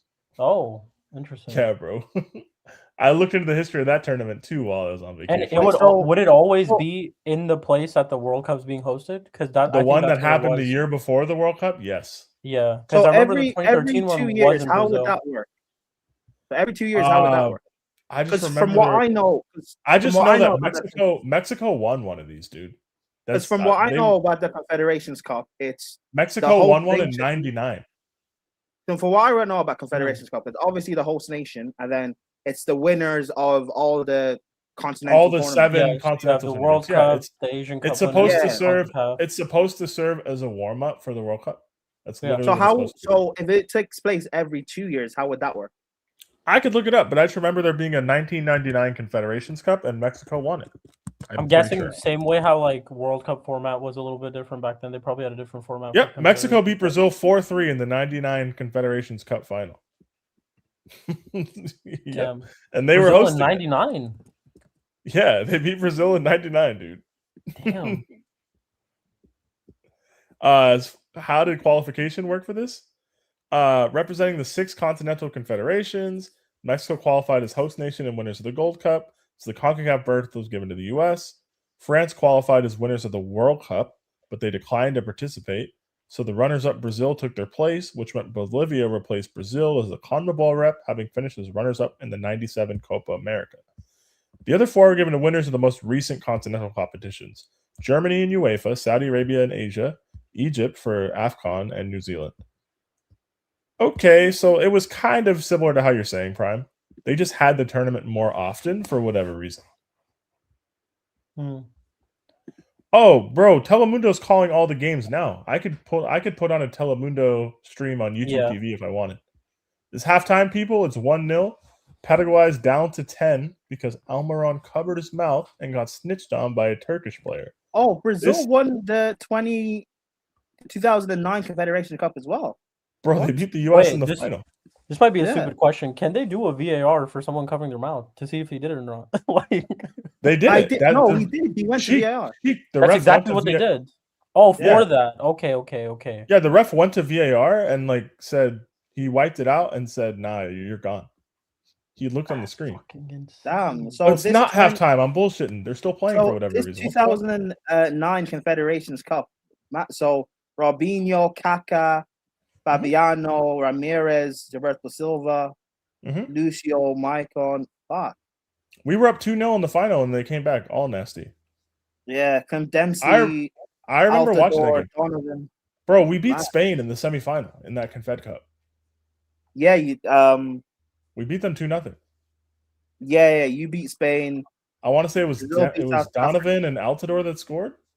You guys also beat your group was our group was Italy, Egypt, and some other team. New Zealand and Iraq. That it was New Zealand, Iraq, Egypt, and USA. And Pot B. No. Oh, this is Pot. Oh wait, this is Pot. Never mind. No. It was Brazil, USA, Italy, and Egypt in Group B. Yeah, you guys. So you guys lost. You lost to Italy 3-1. You beat Brazil 3-0. And then Brazil beat us 3-0. So our goal difference was nasty. Oh yeah, sorry. And then going into the last day, we needed Italy to lose 3-0, and then us to win. We needed Italy. We needed Italy to lose 3-0, and then us to win 3-0 or some bullshit. Wait, so how did you guys go through? Because you have on 3 points, because you can. If there's no draws, one team wins 3 games, and the other teams in the mini league all go 1 win and 1 loss against each other. I think we went through on either goal difference or goal scored. But even goal, so I'll tell you. So you're at 1 win and 2 losses. Same with Italy. You both have the same goal difference. Yeah. Egypt have a worse goal difference. They're -3, but you and Italy have the same goal difference. We went through on goals scored. Goals away. I think it's goals away. No. You can't goal scored. Yeah, that's right. It would have to be goal scored. 10. Because you had 10 and they had 8. Yeah. Wait, so I have it here. So USA were scored. Second. Yeah, you're right. You went on goal scored. USA were second. 3 points. They scored 4 goals, conceded 6. Italy were third on 3 points, scored 3, conceded 5. Yeah, scored 3. Goal scored, baby. And that's why they advanced. Damn. Crazy. This is such nostalgia. Okay, so I'm looking at this again. You guys played Italy and lost 3-1. Had you not scored that goal, you would have lost the game, of course. You would have been cooked. But he scored a pen in the 41st minute. Damn. Donovan. Yeah, we scored 3 goals against Egypt in the last match day, and I'm pretty sure the last 2 were in like the last 20 minutes. Because we were like scoring and running the ball back to the half line. Minute. Yep. He scored in the 21st, and then he scored in the 63rd, and then the 71st minute against Egypt. Wow. Yeah. Hey, Peter, do you remember who Tahiti scored against? Nigeria. I remember. They were like 4-0 down, but they bagged. Yeah. I want to say it was like a set piece too. Yes. I think it was like a set piece, and the dude was just chilling at the back post, just stupid open. And they fucking did the rowboat celebration, dude. That was hella funny. Fuck, dude, that was so classic. Spain put 10 past them. It was Torres it was at a point where it was a point where they're literally just walking the ball. Didn't Torres score like fucking 4? Yeah, Torres got 4. David Villa got back that hat trick. Bro, Torres Torres has so many random golden boots for no reason. Like in Euro 2012, Torres has golden boot because he just filled his boots against Ireland and then played the fewest minutes. So that's how they decided to break the tie. So Torres has a golden boot in Euro 2012. He might have one in Euro 2008 as well. And then he has one in a Confed Cup because he was in a group with Peter, Tahiti. do you want to see? Do you know about this terrorism? Tahiti have a center back wearing the number 10 in that tournament. Yeah, bro. Real hoops. Hey, terrorism. man. Italy are not at the World Cup because they could not beat Bosnia and Herzegovina. That's how. That's literally what happened. That's what we were talking about as well, man. Some European teams have it nice. Y'all have it nice. Yeah. Oh, Uruguay put 8 past Tahiti. Yeah. Suarez bagged like 4, right? How do you remember this stuff? I remember watching the games, bro. I was home. Suarez bagged the brace. Oh, okay, my bad. Hernandez. Somebody on their team bagged like 4. Yeah, Abel Hernandez, the fucking Palermo breaker. No, Suarez didn't start the game. He was on the bench. It's Abel Hernandez, right? The fucking guy that used to play for Palermo during that time? Yeah. Hey, man. Suarez was on the bench, right? Suarez was on the bench. He came on for Gaston Ramirez in the 69th minute, bagged the break. Former Southampton, Gaston Ramirez. That's a fucking real hoopers remember, bro. Yeah. Holy shit. Yeah, Gaston Ramirez. I don't know if I'm not gonna lie. I don't know if we've missed out on baddies at this World Cup. I feel like the World Cup has done a good job of putting baddies forth. Yeah. Unless you're saying what country are you talking about? We've missed out on baddies. Unless you're saying country that didn't qualify. Yeah, unless you're saying we're missing them because of Italy, which maybe. I mean, listen, we have no Italy, but then we have Cape Verde, so who cares? Yeah, we have Cape Verde, we have Turkey for another half. We'll see. We have Colombia. Yeah, that's true, man. Oh, we'll always have Colombia, I think. Hey, man. Peter likes Italian women. I respect that. But run the likes up, people. Support to support. Halftime, 1-0. Turkey are down a goal, but up a man. So if they do not score, they are ousted. But if they don't score twice, also, the U.S. wins the group. Do you remember the Italian team for the Confederations Cup? I'm looking through it. Fucking hell. This is disgusting. I want to say 2013 Confederation. 2013. Yeah, I have it. I want to say they have fucking Diamante in there. I know Pirlo's in there. Antonio Nocerino's on the team, right? Nocerino's on the team. Yeah, I have the team. Yeah, Diamante is here. I have the team Pirlo's here. In so there. I'm pretty sure Pirlo's. So yeah, Balotelli. Balotelli, Giaccherini, Marquinhos, fucking Euro 2012. Oh my god. Montolivo, Pirlo, Di Rossi, Abate, Barzagli, Chiellini, Di Siglio, Buffon, Alesso, Cerci, Alberto, Gilardino, Alberto Aquilani, oh my Federico, god. Federico Marchetti, Salvatore Sigu, Sirigu, Christian Maggio. Sirigu. Oh my god! Is that the Maggio that played for Napoli? Yeah. That's the Maggio that played for Napoli. That's the Abate that used to be right back for Milan. Abate is a manager now. I'm pretty sure he manages Torino. Yeah. Currently? You have they had a Buffon, or not Buffon. Bonucci, Davide Astori, Alessandro Diamanti, Stefan El-Shawari, Sebastian Gianfinco, the Italian guy. They got El Shaarawy as their fucking immigrant, dude. That's so funny. And Peter, you remember Candreva?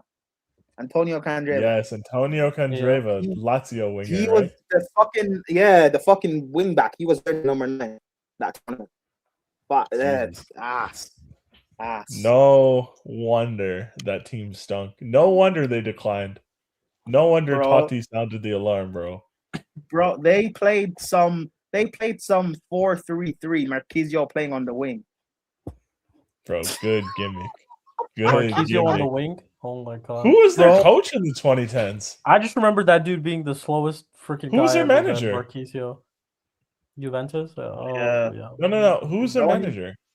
The only guy he was quicker. The only guy he was quicker than was Pirlo. Who was Italy's manager at Euro 2012 in the Confed Cup? Was it I don't know.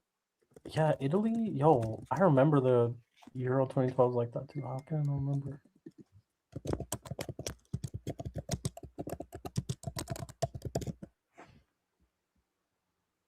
Oh, Prandelli, that's right. Oh shit. Okay. For Euro 2012? Yeah. Prandelli, yeah, and the Confederations Cup. That's right. I still remember when they played Germany in the semifinal, and I was shook because Balotelli hit that 1-goal top pins. bro, Balotelli. Do you remember that game? Like, that game was crazy. He scored both goals, and they won 2-0. Bro, he looked at Prime Neuer in the eyes and said, "Fuck and you, just pussy." Hit like top pins, bro. That was so funny. Bro. I couldn't believe what I was watching. I was like, "What the hell's going on?" The Confederations Cup final. Then they went on to play Spain and got embarrassed 4-0 in the final. I remember that game, but I thought Mata came off the bench. Mata started on the wing with Pedro. In the Confed Cup final? Yeah. I don't remember. Fernando Torres played on top. I just remember them getting their asses kicked. Do you remember Jared Piqué getting sent off? I actually don't remember that. Yeah, he got sent off. That's so funny. Fred bagged a brace. That's so sad. Yeah. Do you know Brazilian striker Fred? Do you guys want to hear a fact that sounds fake but absolutely happened? Brazil striker Fred? The one in Confederation Cup? Yeah, what happened? He was in a squad with R9 at the 06 World Cup and he scored a goal. No fucking way. Wait, he's that old? I swear to God. 06. I swear to God. Okay, I'm not gonna lie. In the Confederations Cup, he did look really fucking old. Like, I was like, yo.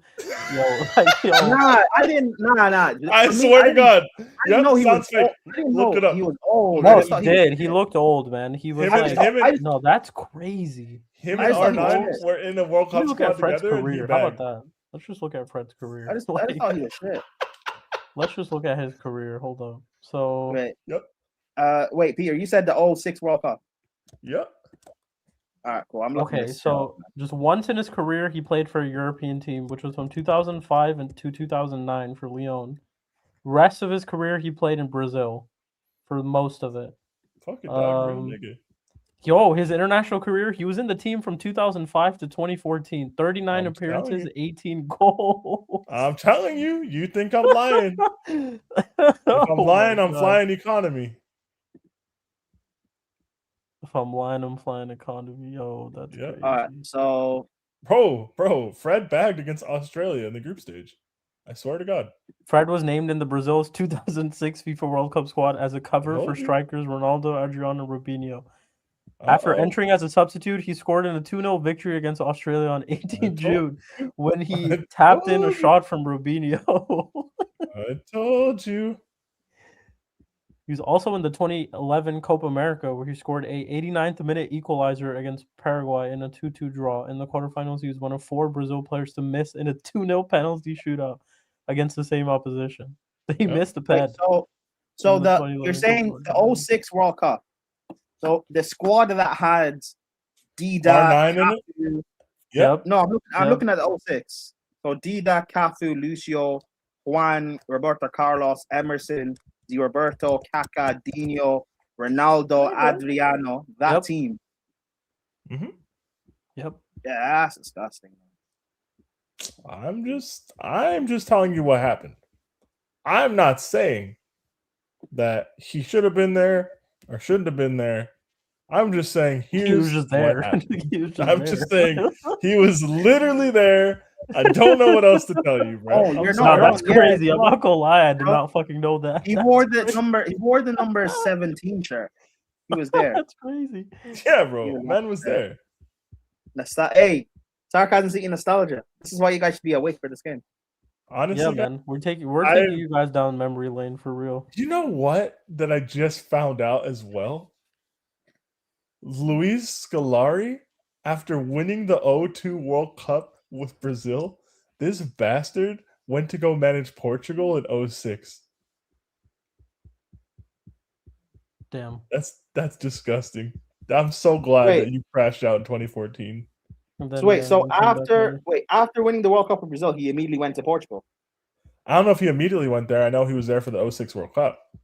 When did we appoint him? Right after this, I want to say, in like 08, 07, 08. So we appointed, people keep saying World Cup winning manager, so we appointed him after his disastrous spell with Portugal. I mean, it wasn't a disaster, but yeah.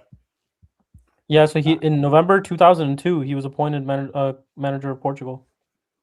Bro, does Cafu have like the cap record for Brazil? So he resigned in August, and then in November was manager of Portugal. Yep, the same year. Bro, sometimes Cafu made 142 appearances for Brazil.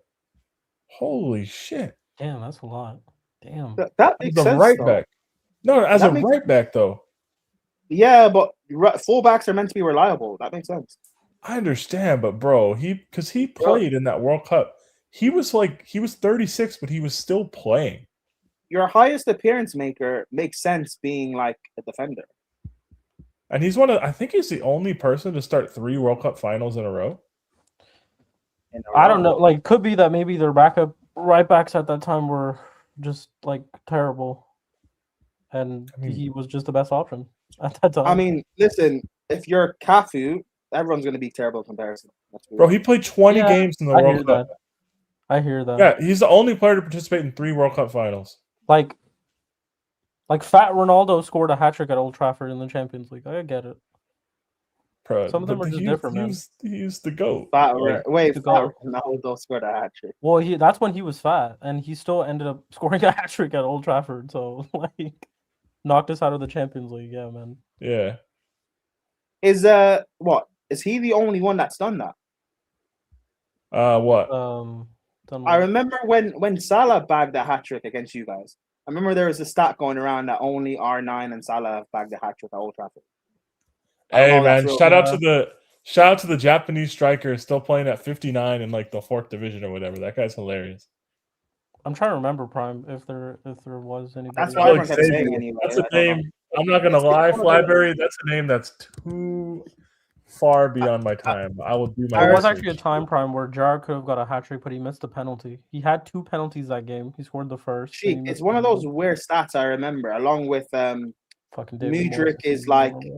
I think Mudryk is one of only 2 or 3 players to get a standing ovation. Speaking of Mudryk, I know you guys remember this because obviously you're Chelsea fans. Do you remember when he did that one move against Liverpool and he didn't even score, by the way, he got saved? He did that one move against Liverpool and oh my goodness, the timeline was going crazy because he did that one move against Liverpool. Yeah. You also have to remember we're still in the trenches, to be fair. Or we were in the trenches, but second half. Yeah, it was the Graham Potter season, wasn't it? The second half has started. Turkey hauled off Aktürkoğlu for a striker in Yilmaz, I'm assuming that's not Burak Yilmaz. It's probably another one. It's not Burak Yilmaz. Because he's got to be really fucking old, bro.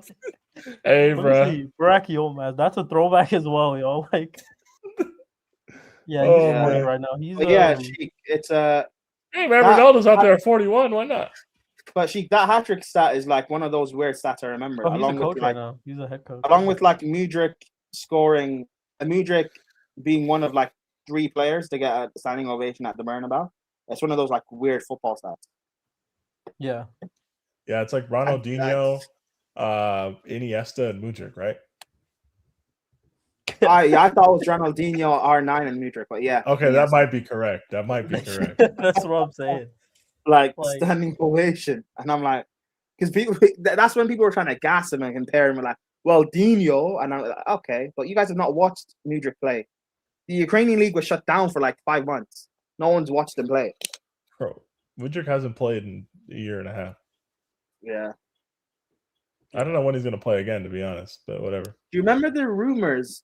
I still remember Arsenal fans were talking about how like they were so mad that they missed out on Mudryk. Peter, do you remember the rumors in January that he's the ban will get shortened and he'll be in Strasbourg in the summer? Yeah, but that's just people. That's pure hopium. Like that's not how things work. Strasbourg. Yeah. Yeah. The ban, like they were talking about a B sample, and then nobody ever talked about the results of the B samples. That's how you know it wasn't good. Yeah, we didn't even know that came out. Bro, people are like, oh, there should be a B sample soon, whatever. I'm like, okay, well, if you don't hear it, then it's not good. Do you what is your whole thoughts in the whole thing? Do you think he purposely took something or to me, intent doesn't really matter. No, I know intent doesn't matter. But do I think he purposely did something? Yeah, I do. I do, because he's been trying to overcompensate with gym work and like trying hard. Like he seems like enough of a tryhard to try and do some bullshit like that. Yeah, but he also to me looks like a goody two shoes. I don't think so, bro.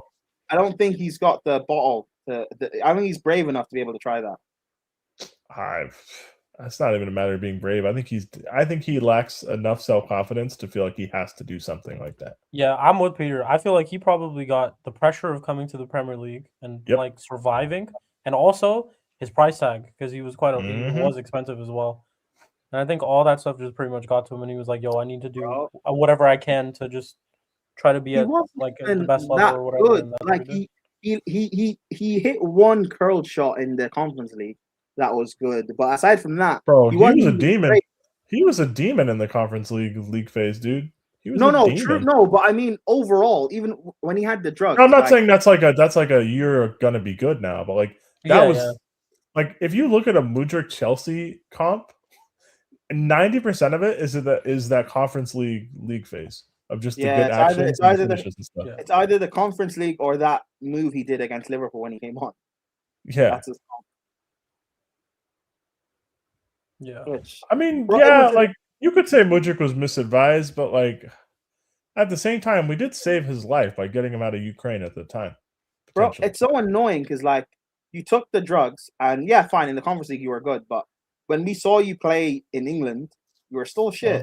So you took that super soldier serum, but you were still Steve Rogers. For no reason. Steve Rogers free serum, bro. You were no better than me. For no reason he did that shit. And now he's just completely anonymous career-wise. Yeah. The game's going to move on about him. Bro, it's mad because it's mad because if he wasn't... This is our 7th red card, and 2014 had 10. We're breaking that, boys. We still got like 70 matches to go. If he wasn't drug tested after that game, do you think he would have been caught out? After which game?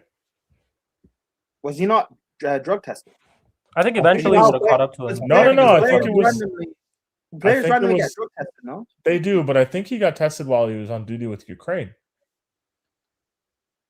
Yeah, I know, but that's what I mean. If he wasn't drug tested, would he have gotten caught eventually? Of course. Yeah, he would have. It would have caught up to him eventually.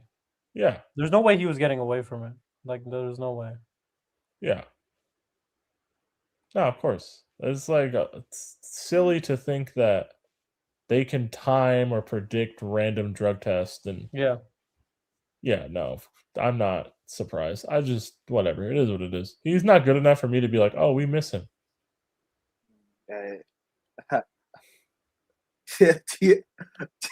Mudryk with a Club World Cup medal. That's true. Bro, this game is fascinating. Paraguay, Turkey. Would y'all take that version of Would y'all take that Mudryk over this Garnacho right now, currently? Yes. I agree. Garnacho is really bad. Because while Mudryk is exceedingly frustrating and just generally unreliable as a player, Garnacho he's got attributes. Yeah, Garnacho has no attributes that I would want in a player. Thank you. Bro, I say this all the time in Mud Brothers. Garnacho has no attributes barring trying hard. At least with like a Mudryk, a Martinelli, a Madueke, they've got a few attributes, which is I could see why coaches would want to use those players or develop those players. Mm-hmm. With Garnacho, I genuinely don't see anything. Yeah, I don't. Thank you. The more I see him, the more I'm convinced. Like, yeah, this isn't gonna work, bro. Peter, when that Brentford game, I watched like, bro. Remember when we kicked? Do you remember when we kicked off, right? And we attacked Brentford's left-hand side. He went one-on-one with Coyote and he slipped. That for me is like the entire block. We could not walk out. We could not believe the levels of prison Coyote had Mudryk in that day. We could not believe he was on Rivas Island on Alcatraz. It was so bad. Bro, there was a point where Coyote was basically playing right wing. Bro, he didn't track back, and Mudryk was just like doing bro. I wish if Mudryk didn't get doing drugs and stuff. There's a world where Mudryk is still here. We have no Garnacho. If he doesn't get busted, if Mudryk doesn't get busted doing drugs and never does the drugs, Garnacho's never here. Yeah, and I love that. He's never here. Generally, because he just even if Mudryk becomes your whatever, like if you end up in a different world, if you ended up signing wingers, he'd still be like your third or fourth option at the end of the day for your cup games and all that type of stuff. Like I love that world, Sheik. That's a great world. I just don't find that world. I just don't see a point of Garnacho. Like he'll never be consistent enough to lead to consistent enough output or like good actions that help. He's just like you just question how he became. I used to question how he became a footballer in the first place. Genuinely, like I would see him week in week out making the same mistakes. Everything is the same. He's so crazy. He's so crazy because like. Now, I've seen him drop stinkers against Newport County. Like, what are we doing here, bro? He had every incentive. He had every incentive to come to Chelsea and keep his head down and work really hard and just be like not in the limelight. You know what the crazy thing is, though, Peter? Right? Like I said this to Sheik on Mud Brothers. I think Garnacho has been working hard at Chelsea. He's just shit. But at least I can acknowledge he's worked hard. He's not been like a big nuisance or anything, like people said. He's actually worked hard. He's just shit. Like, that should be it, actually. Because do you not remember, before Maresca walked, Maresca was playing this guy week in, week out in the Prem. So he was working hard. He was trying. Shit. We have Paraguay on a break, and it's 2v2. It's not like he wasn't given opportunities or anything like that either. He's just shit. Like, I tried to tell y'all, he's just shit. That's why... Sheik, that's why you remember when like we ended up signing him, and I said, well, Gittins will start over him anyway, because I assumed that's what's going to happen. And then when Gittins kept getting benched for Garnacho, I was like, this is why I never crashed on Gittins, because he wasn't playing. Garnacho kept playing week in, week out in the Prem, and I'm like, I literally used to tell you as well. I was like, this is our get back for Mason Mount. You would have believed me, and I was telling you, I was like, bro, he's really bad. I didn't think it would be done to sign him, but when we signed him, I'm like, because at least with Mount, you guys, yes, Mount is on a lot of money, but he doesn't play, so it doesn't play. Yeah, so it doesn't matter. You don't see the performances, but Garnacho, we see it. Bro, he is. You know what's crazy about Mason Mount? Yeah. He's had a longer sample now of being bad than he did of being good. Yeah, in his old career, you mean? Yeah, absolutely. Well, because I would say now, you don't really know Mason Mount for. I would say Mount had like a good season at Derby, 3 pretty good ones at Chelsea, a bad one at Chelsea, objectively a bad one, and then he's had, what, 3 bad ones at United now? Yeah. How long was he at Chelsea for? 4 years? No way was that long. Oh wait, Yeah, Frank. from 2019 to 2023. You're not wrong. Fuck, it was 4 years. Fuck. 4 years? Yeah, he's been like bad for longer than he was good, if that makes sense. How long has he been at United for? 3 years? 3 years. Yeah. This was his 3rd season. So we've had 7 years of Mount in the Prem.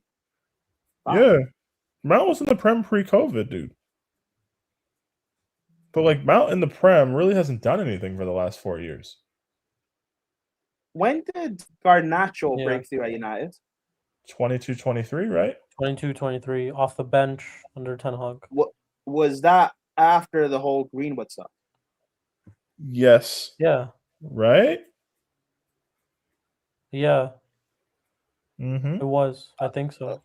It was after. So if Greenwood doesn't do that stuff, is there a world where Garnacho just doesn't make his debut at that point?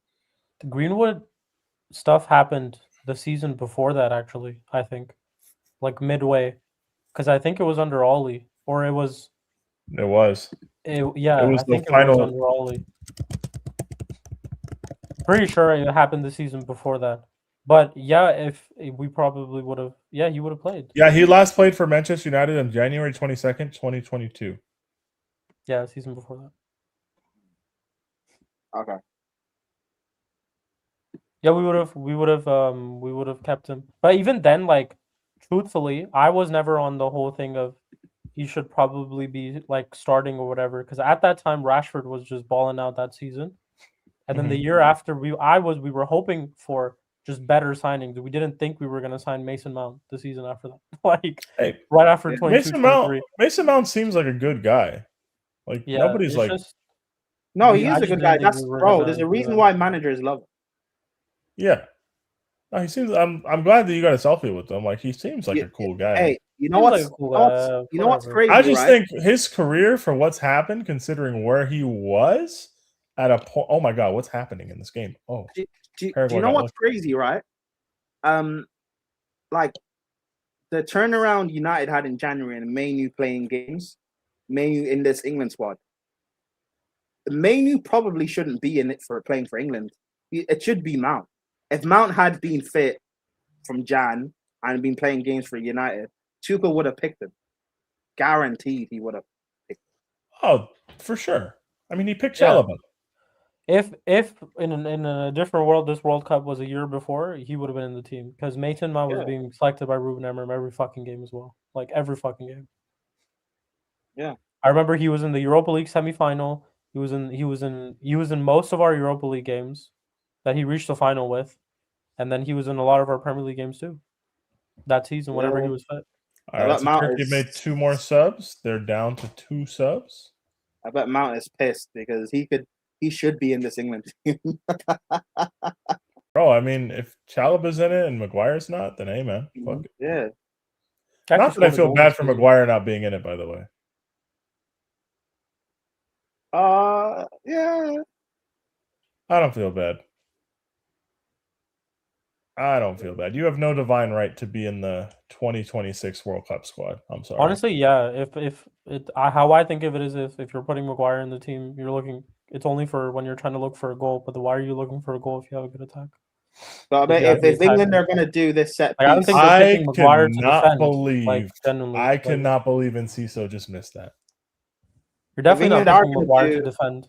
But Sheik, if England are really going to do this set piece thing with Declan and Rice taking corners, then you probably should have Maguire. Yeah, I think they'll be all right. I don't think they're going to do this set piece. I think part of it, the same reason he didn't take Palmer, is why Maguire's not there. Some people are big enough personalities to where if you're not actually going to play them, it's not worth having them. Yeah, no, I agree with you. Bro, you think the same Library, thank you. And Cecil dribbled 3 guys and then got to the finishing part and just completely fluffed it. That could have sent them through. That could have eliminated Turkey. Do you think the same? Do you think, like, for example, Madueke is someone who when he's not playing, he'll still at least be good for the squad. Yeah, Madueke's a vibes guy. He's happy to be there. Whereas, like, you're right, not playing Palmer, Foden, Trent will affect the squad. It just becomes a talking point more than it should be. Because if you look at like Foden and Trent, especially, it's like, fair or not, what have those guys done for the English team? Yeah, true. In international comp. Well, particularly Foden. Foden's played in like 2 or 3 tournaments and stunk in all tournaments. Foden, Trent, whoever you want to say, it's the same case for both of them.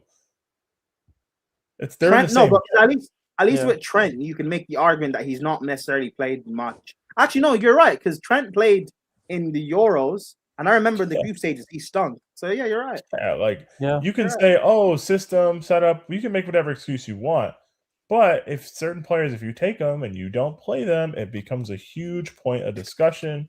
And in some cases, things are just not worth that. Yeah. You definitely don't want that if you're in like a campaign like this.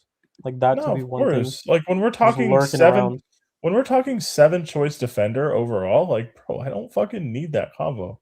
Yeah. Like, do I agree with the idea of taking Anthony Gordon and Rashford? Like, objectively, no, I don't really, but like, who gives a fuck what I think? Like, true say though, like with that same point, Rashford actually was back in goals last World Cup too. And no, my problem is not taking Rashford.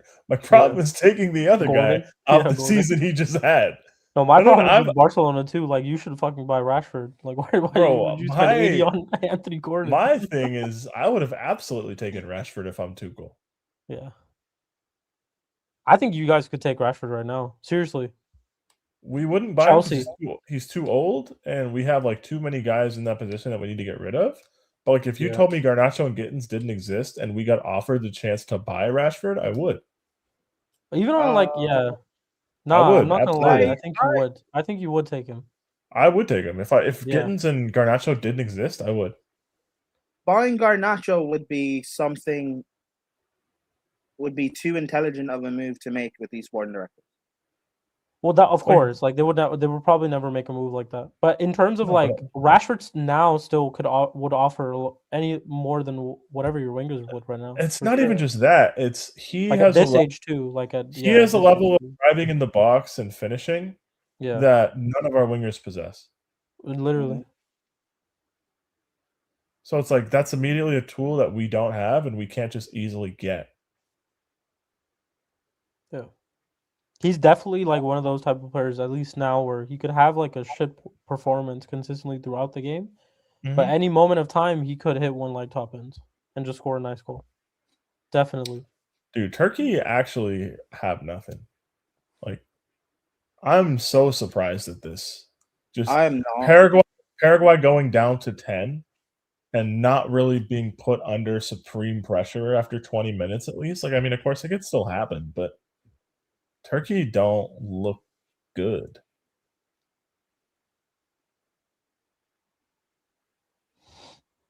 Hey, man, shout out to Mason Mount. Always making time for the people. That's dope.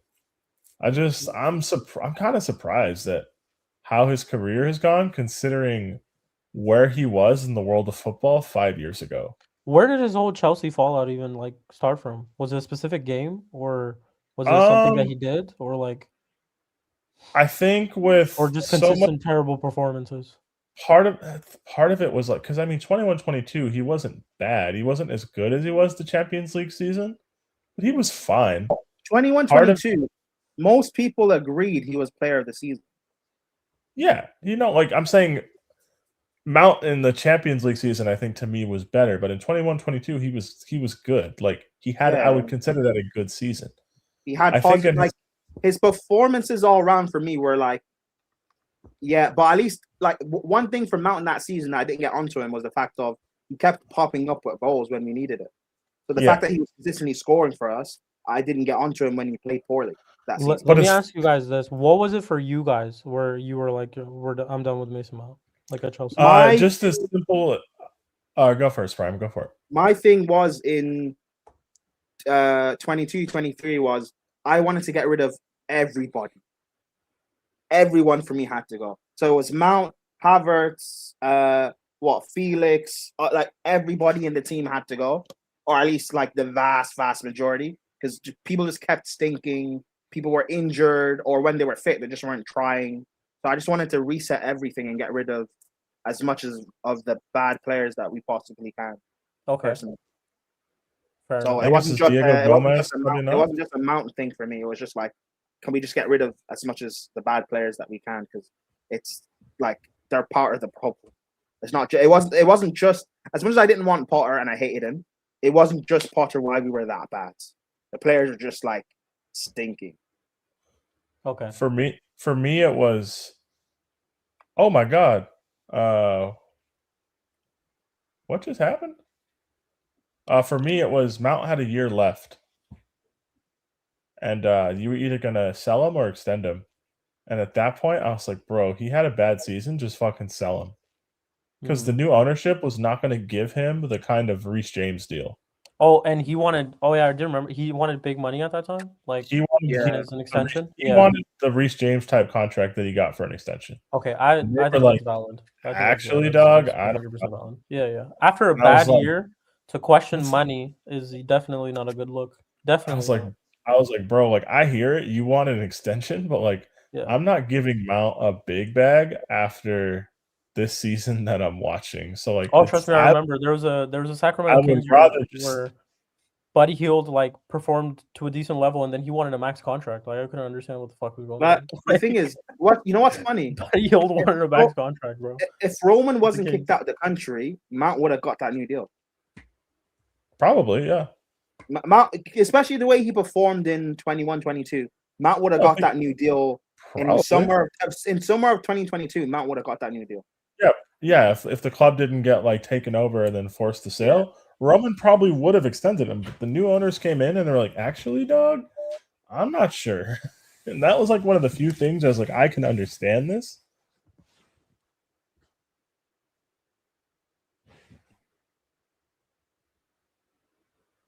But yeah, this is such a funny game, dude. We're on the hydration break now, people.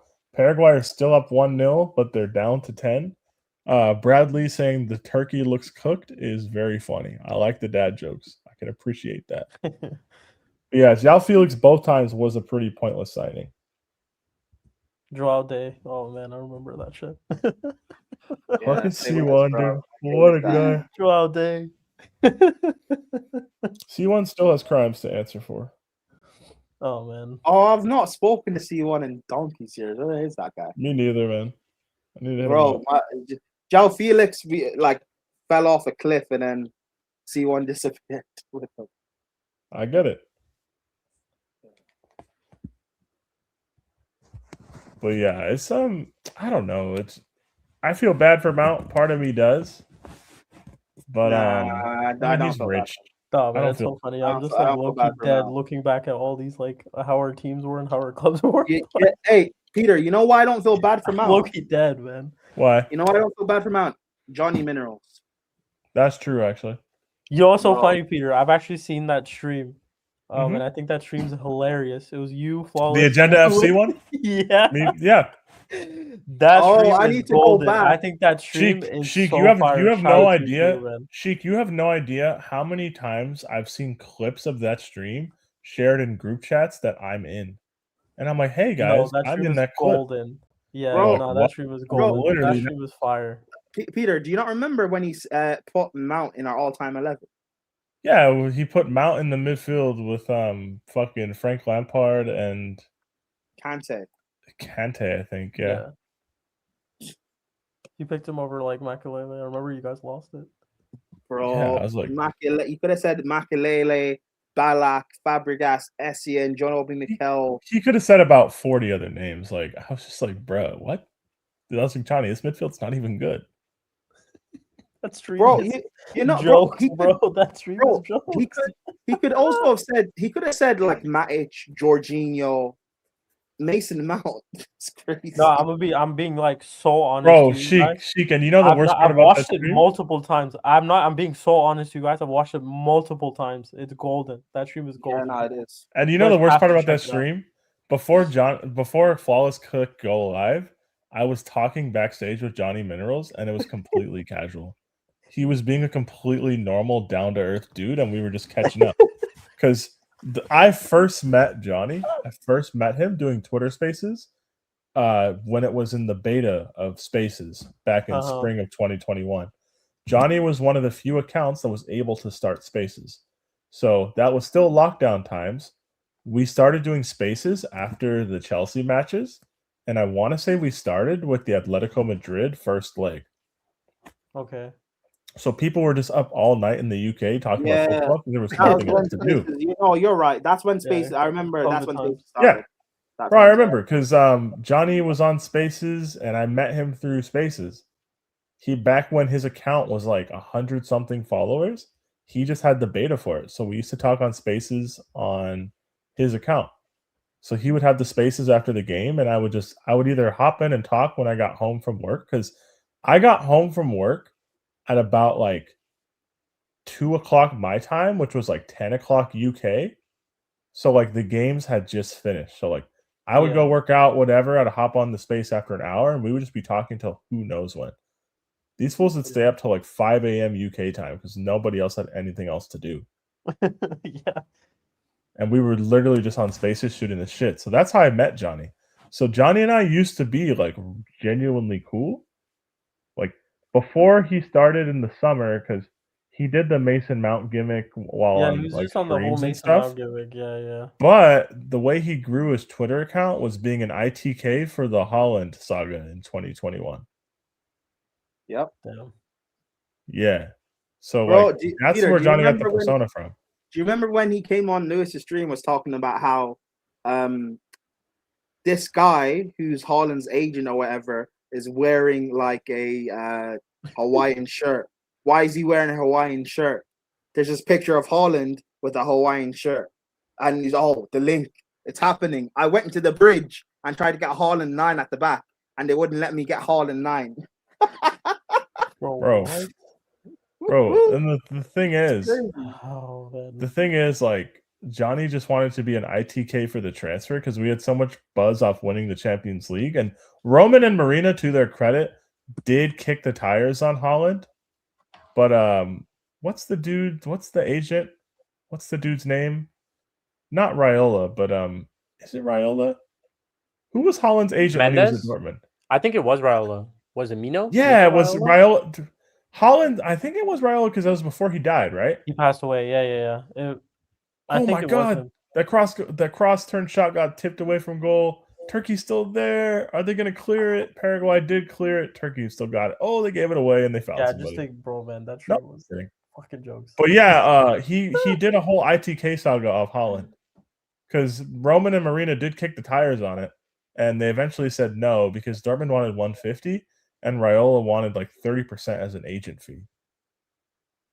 It's crazy. So I mean, to be fair, he was kind of like, if it was like a last minute decision that they made to non-sign. No, they were just kind of trying to sound it out because Holland had a release clause valid from summer 2022 for like 80 million euros.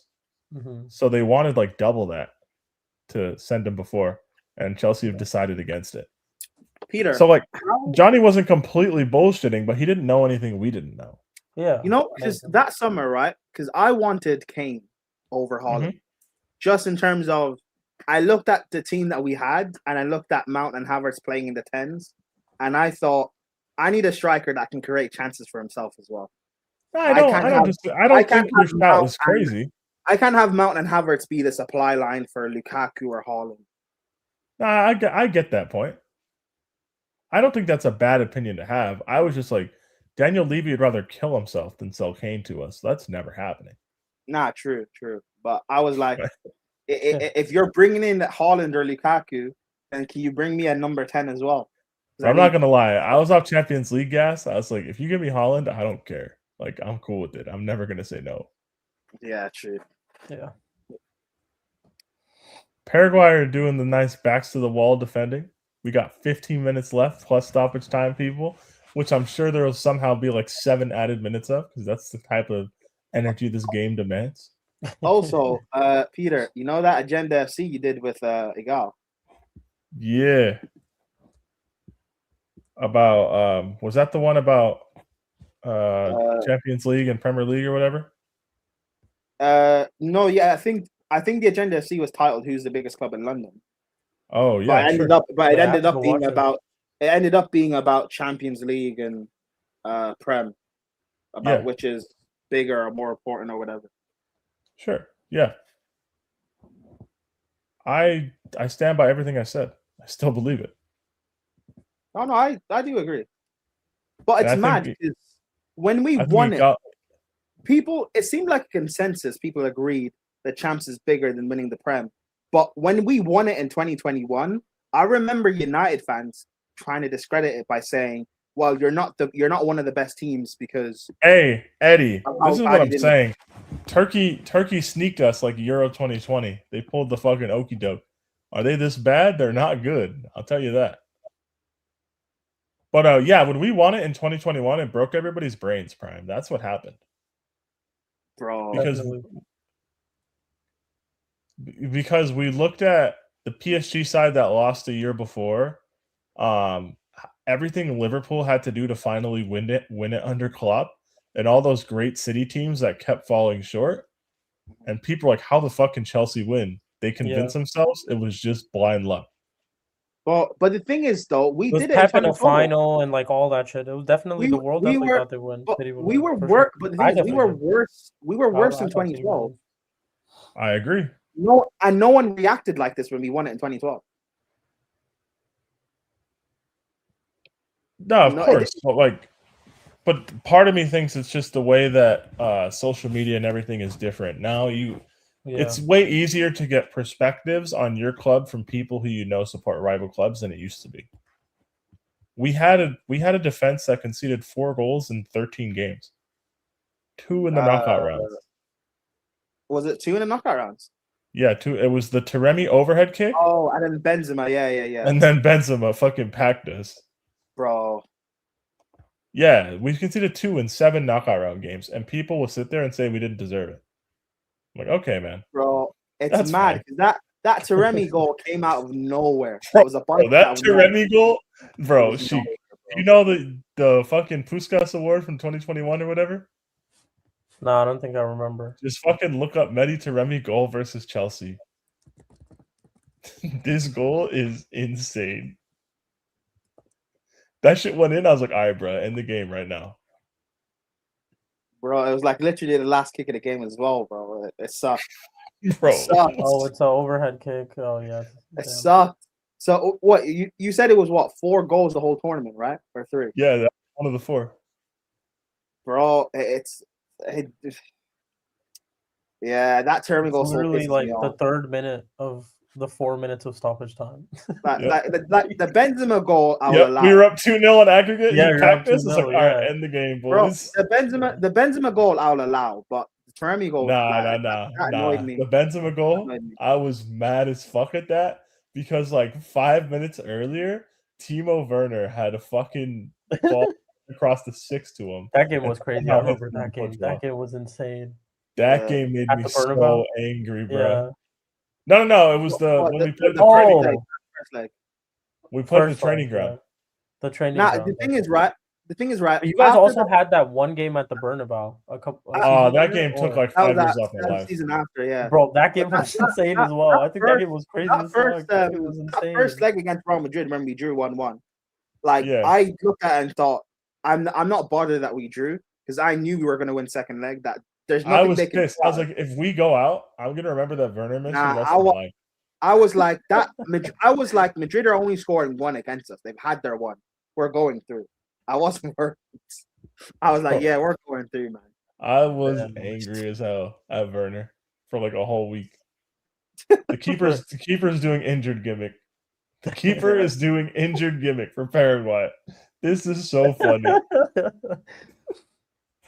Yeah, I mean, I hear it. I would too. To remind anybody who's still tapped in, and if you are tapped in, we love and respect you. But if Turkey does not win this game, if Paraguay gets a result from this, whether it's a win or a draw, the United States wins the group, and that that Turkey-US match next week is a complete dead rubber for funsies. Because Turkey would be eliminated. Actually, so if Turkey loses this, that game means nothing. If they draw, that game means a lot for Turkish people. Yeah. But we'll see. Bro, that Champions League final, Werner missed like 2 sitters. Pulisic came off the bench and missed a dead sitter as well. Like, bro, we could have won 2-3-4. That Champions League final took years off my life as well. Yeah, but people pretend like we just offered no threat. The way no. People do that because they're hating. People do that because they're hating. We played well. I was listening to back again, and Troops was saying, "Oh, we did what Chelsea did." No, in the final, like, no, you didn't. We offered a big threat. That's not true. That's just not true. We have the worst attackers to ever win a Champions League. Arsenal's problem in their Champions League final is they scored after 6 minutes and then tried to defend for 90 minutes. Back the whole fucking time. Like, actually, the issue with trying to kept going, bro. Immediately after, they should have just. Well, you just can't. You can't sit. You can't sit after 6 minutes. Yeah, I think they were shook. Peter, I have a theory about if you want to win a final, if you want to win a final 1-0, that you can score too early and not win.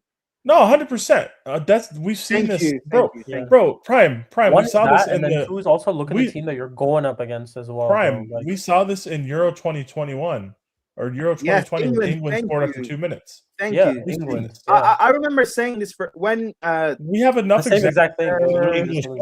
The United Spurs Europa League final. I remember saying that if Spurs want to win, they have to make sure they don't score too early. Because if you score like in the 60th minute, you're basically having to defend for 90, and that's too long to do. Yeah. The perfect thing about our Champions League is Havertz scored after like 35 minutes, right? Yeah. So there's enough time to go in. All the people had to do was reset and refocus till halftime. Then it's like, hey, if you defend this 1-0 lead for 45 minutes, we're champions of Europe. Like, I think most high-level defensive teams, which I think it's fair to call Arsenal that now, obviously, and Chelsea were that under Tuchel in that period in 2021. Most high-level defensive teams, you feel pretty confident in your ability to defend for 45 minutes. Against top teams, you probably would get found out after that. You might be able to stretch it to 60 with some luck. But if you're going to do that, you need to maintain some sort of threat in ball possession. Because if you go back and watch that final, until we put on Kovacic for, I think it was Mount, and then Pulisic for Werner? Is that what happened? Pulisic and Kovacic came on for Mount and Werner, it might have been. Yeah, until we went 5-3-2 instead of 5-4-1. We were really good on the break in terms of the width driving the ball up the pitch. Like, so City couldn't just camp on the edge of our own box and continue to build pressure. Like oh my God, what a save from the Turkish keeper. Like PSG did to Arsenal. The Champions League final, so obviously Christensen came on for Silva in the 39th minute. In the 60th minute, we took out Werner, brought on Pulisic. And in the 80th minute, we took off Mount, brought on Kova. Yeah, like until that last 10 minutes, we were pretty good on the break.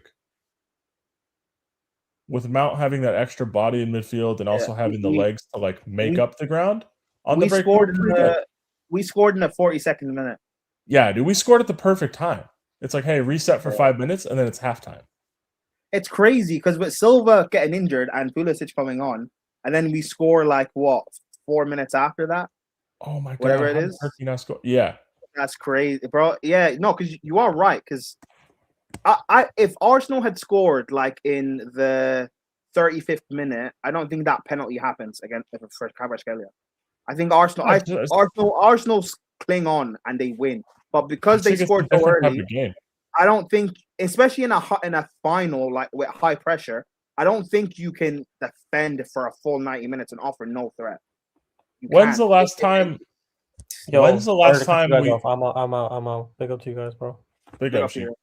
Big up here. Big up. Yeah, big up, bro. Big up to the chat as well. Yeah. But yeah, when's the last time you've seen a team defend for 90 minutes or 120 and win? Yeah, no, it doesn't happen. Because I remember for the what final it was the Europa League final with United and Spurs. I remember going through finals where teams just win 1-0 and like you can score too early. I remember talking about England as a reference point and saying if you score too early, like there's a chance of a fight back. Mm-hmm. If you just because you can't defend, you can't sit and defend that long with no threat because you're just bringing on more pressure. Eventually, something will sneak through. Especially when you're playing like high level. Yes, Arsenal have high level attackers, but you're facing a high level defender. Sorry, but you're also facing a high level attack. All it takes is one mistake. You just can only play attack versus defense for so long without any threat. Like the problem, because Arsenal came out so aggressive in their press and they were engaging PSG high and they got the reward for it. And then like almost immediately after that, they just said, "Fuck it, we're just gonna try and hold it." It's just too long. But the thing is, I don't think that's a bad game plan to have. I think they weren't like if you ask Mikel Arteta, he wasn't planning on scoring after 6 minutes. No, but that's what I'm going to say. The game plan I get you. was the right plan, but it was just you're not meant to score that early. I think the plan was if we can get our goal by like the 36th or 38th minute, then we're fine. But it wasn't meant to be that early. They really fucked themselves. No, you could tell because like the players stopped trying to be brave and build like the center backs and the center mids. Everybody was hoofing everything along. Like they were just being overly safe, and the ball just kept coming back at them. It's like, oh, this is tough. Yeah, and the thing is, like overall, I don't necessarily like have a problem per se with how Arsenal played. They played to their strengths. They played the only way they know how to, and ultimately, it wasn't good enough. Even though they ran it close, but ultimately it wasn't good enough. I think they should have been a little bit more brave. It wouldn't have killed them. I don't think they have the quality to do that. I disagree, dude. I saw people hoofing it when they didn't need to. They were just overly cautious. They started playing the scoreboard and playing the clock instead of playing the game. Because at 0-0, they weren't doing that. But it is what it is. Like that's a lesson they're going to have to learn. Do you think they played the occasion and not the game? At 1-0 up, for in possession, yeah. Out of possession, they were just playing the game. But when they were in possession and had the chance to build and alleviate some of the pressure, they absolutely played the occasion. I don't even think they would disagree with that. Oh, what a save! Oh, that guy missed a sitter for Turkey. No way! Oh my God! And the keeper is somehow down again. This is such a funny game.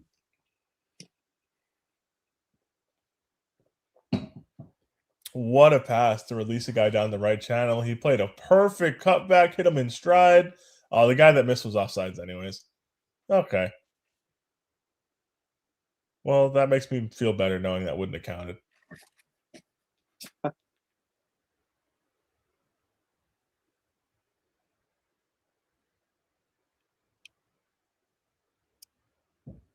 You know that Madrid game in 21-22? Mm-hmm. If that Alonso goal stands and we go through, sure. I think we end up retaining it. I don't see how we would have beat City over 2 legs with all the injuries and stuff, but maybe. And Ciso 1v1.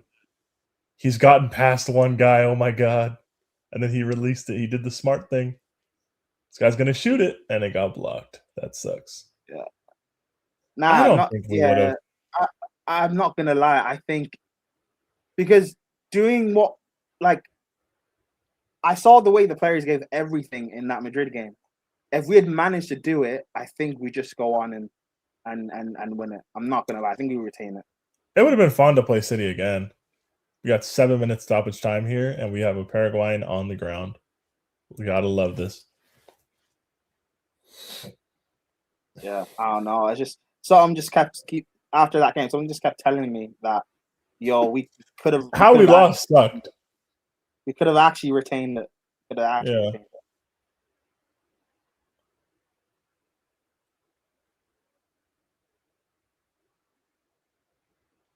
I mean, I don't know. I don't think we would have. I think we would have lost the City, to be honest. But then it would have been a City Liverpool final, so maybe it's for the best. Would have been a City Liverpool final. Yeah, if the City would have beat us. Oh, we would have had to face Liverpool then. Yeah. Yeah. And they already beat us in 2 cup finals that season, right? Yep. Oh, yeah, that would have been painful. Yeah, you're right. Yeah, I think how everything happened is for the best.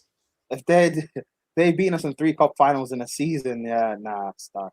Mm-hmm. Yeah. You're right.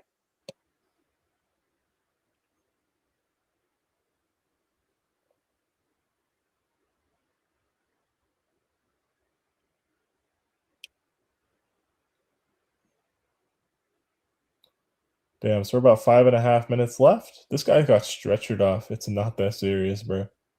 I respect that, though.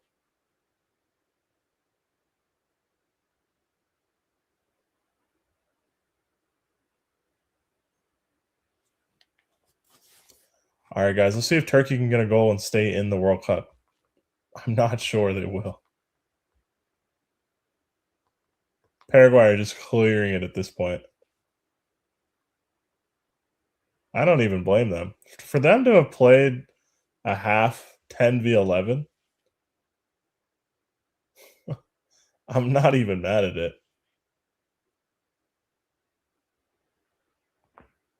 But hey, if Turkey can't score a goal over 2 matches, I don't think they deserve to be in this World Cup. And you can't even tell they're done. Yeah, that's the thing. Like, yeah, they're sitting deep, but like I feel like they would be doing this with 11 players.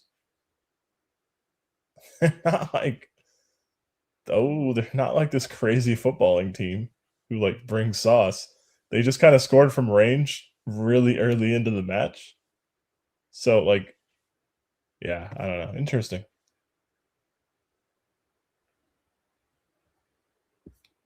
Well, on the bright side, it looks like the U.S. has won the group. Paraguayans look happy. The Turkish look pissed. Hey, man, I'll never fall for the turkey gas again. I never fell for the turkey gas. It is what it is, man. Good for Paraguay, though. I hope that Paraguay and Australia can like get a draw so they can try and both advance or something. That'll actually be a fun game to watch whenever that's happening. I might even watch that instead of the next US game because our game has nothing on the line. The ref using the vanishing spray for no reason. This ref is a main character, man. Do you remember Costa Rica in 2014? Yeah. Oh, yeah. With Ryan Ruiz, Christian Bolaños, Joel Campbell up front. They had Keylor Navas in goal when he was winning winning with Madrid. He was like Madrid's backup, but Costa Rica's starter. Yeah, they were in the group with Uruguay, Italy, and England. Yeah. And then they beat Japan on pens and then lost to the Netherlands on penalties. It was Greece. It was Greece. It wasn't Japan. My bad. Did England top the group, right? Yeah, they topped the group because they beat Uruguay 3-1. They beat Italy 1-0, and they drew 0-0 with an eliminated England.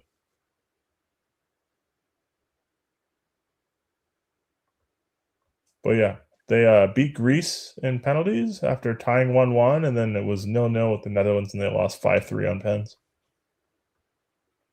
So we almost had a CONCACAF semifinalist for the first time. They lost 5-3 on pens. Yeah, to the Netherlands. Yeah, that was when they subbed in. That was when Van Gaal subbed in Tim Krul.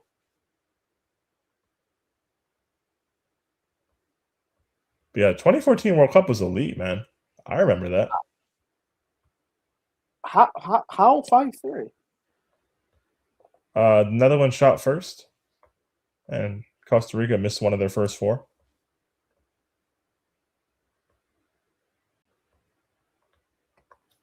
Turkey manager's getting sacked, probably. But yeah, Bradley, you know what I'm talking about. Van Gaal swapped out Michel Vorm for Tim Krul. I know. I remember the substitution. I remember that. Yeah, I remember that World Cup. Costa Rica were sick in that World Cup. Because I remember after that gimmick, didn't other teams try doing that and it didn't work? Yep. That's where people got it from.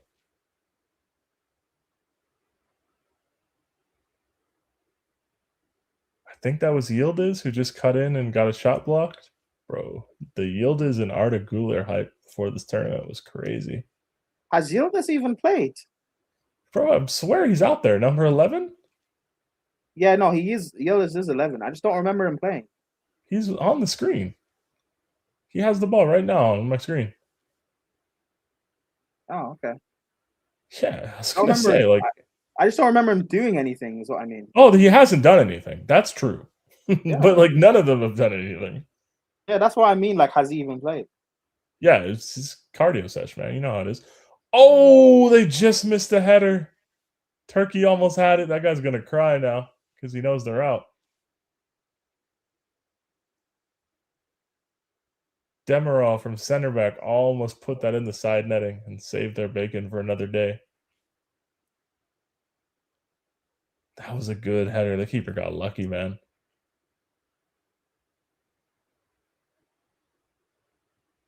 That was probably their second best chance of this whole half. They haven't created a ton. It actually wasn't that close. Never mind. But yeah, guys, we're about to see Paraguay defeating Turkey, I'm guessing, but we'll see. The game is still going, even though we've reached the 7 minutes of added time. Eddie saying pack it up. He's seen enough. I can respect that. Bro, Paraguay getting a huge win. Saving their journey. Potentially. Ooh, good tackle. We got a corner, folks. And I'm guessing the ref's going to let him take this because Paraguay's been wasting time since the second half started. Which, given their situation, I don't hate it. Kind of nasty hoops, but it's a needs-must situation, guys. They headed it out. The ref's not indicating he's going to blow for nothing, so we're still playing. Turkey serves the ball back in, trying to play flick-on headers as if we're in League One in England. I like that. Turkey, none of these guys have feet. They definitely fouled that guy. Why did you foul him? It's getting it. The referee's pulling out the vanishing spray again, bro. Why are you doing that? That's so funny. They're not meant to do that. This surely has to be the last kick. Arda Güler over the ball in the left channel. The keeper's up. So this guy in Turkey has cornrows. I don't know how I feel about that. And the keeper for Paraguay punches it. Turkish dude shoots it, and it goes wide. Çalhanoğlu, after talking all that shit. Oh, that's full time, guys. Paraguay have won. What did Çalhanoğlu say? Çalhanoğlu before the Australia game said, we're more talented than them. We're going to show the world that we're better than them, and we're going to beat them. And now they lost 2 games, and now they're out. Oh, my God. So, yeah, guys, so that means we have a guy crying on the field. So I think he knows they're out. We have the U.S. won Group D. Paraguay and Australia, who play on match day 3 in this group, will decide who finishes as a runner-up. I believe if Australia and Paraguay draw, that means Australia comes in second. But if Paraguay wins, they take second place from Australia. I mean, we will see with all the permutations, but those are the simplest ones. But congrats to the U.S. They've won the group. Turkey and the U.S. game is just for fun now. The other match is another eliminator match potentially. But shit, what a game! Paraguay win despite being 10v11 for a half, and off a random long shot 2 minutes in. I could respect that. Damn. So shout out to everybody who was here. Shout out to everybody who paid the tax on their way in or on their way out. We love you. We support you. All that stuff. But shit, I mean, hey, Jez, Turkey are frauds. I hear it. Turkey are on fraud watch forever. So the next time the Euros comes around, Euro 2028, I don't want to hear about them. I don't care. Nah, Peter, will be people act as if they've forgotten what we've just seen from Turkey. Hey, bro. That was all-time nasty hoops that just occurred. But hey, It is what it is. Prime, do you have anything to plug before we love and leave the people? Yes. Yeah, big up everyone. I hope you've liked the stream, like Peter said. If you're new, subscribe. Watch alongs for this World Cup basically every single day. There'll also be Q&As. There's a Yardman show coming up. I think maybe over the next few days. I'm not entirely sure when. So that will be fun too. Also subscribe to the Extra channel, Sarcasm City TV Extra. This stream and also the last watch along, there's been a lot of talk and going down Sarcasm City memory lane of Jez crash outs and stuff. Yeah, and man. The crazy moments from the channel, Agenda FC, Mason Mounts and Chelsea's all-time 11. So yeah, a lot of that stuff will eventually get clipped and put on the channel. And also we've started doing shorts as well. So that's also on there. I made 2 shorts today actually before I was on the last watch along with Brazil, which was fun. And yeah, stay tuned, subscribe, everything. And yeah, we'll be back, I guess, later on today in the UK anyway, because it's 10 past 6 a.m. Yeah, some of you that'll be tomorrow. Most of you that will be later today. Yeah, we'll be back for a game. Not entirely sure what game it is, but check the schedule. Check the schedule both here on the Extra channel and also on the main channel. The schedule is all up there. I want to say it's going to be Germany, Ivory Coast, but Flawless would have it all laid out, guys. If you have any questions, the schedule is there for you. It's all up there on the schedule. But yeah, and also follow us on socials as well. So because everything gets will be posted on there too, on Twitter, on Instagram, Sarcasm City TV. So yeah, check us all out. And thank you guys for tuning in with us, especially if you're someone who is in you live in London or in Europe or even in say Africa or parts of the world where it's morning now, like the sun isn't out, it's morning, it's bright morning, so I don't know what to do with my day. But yeah, thanks guys for watching. Thanks for keeping us company. But yeah, guys, big up. We will catch you guys next time. And love for the love. See you later.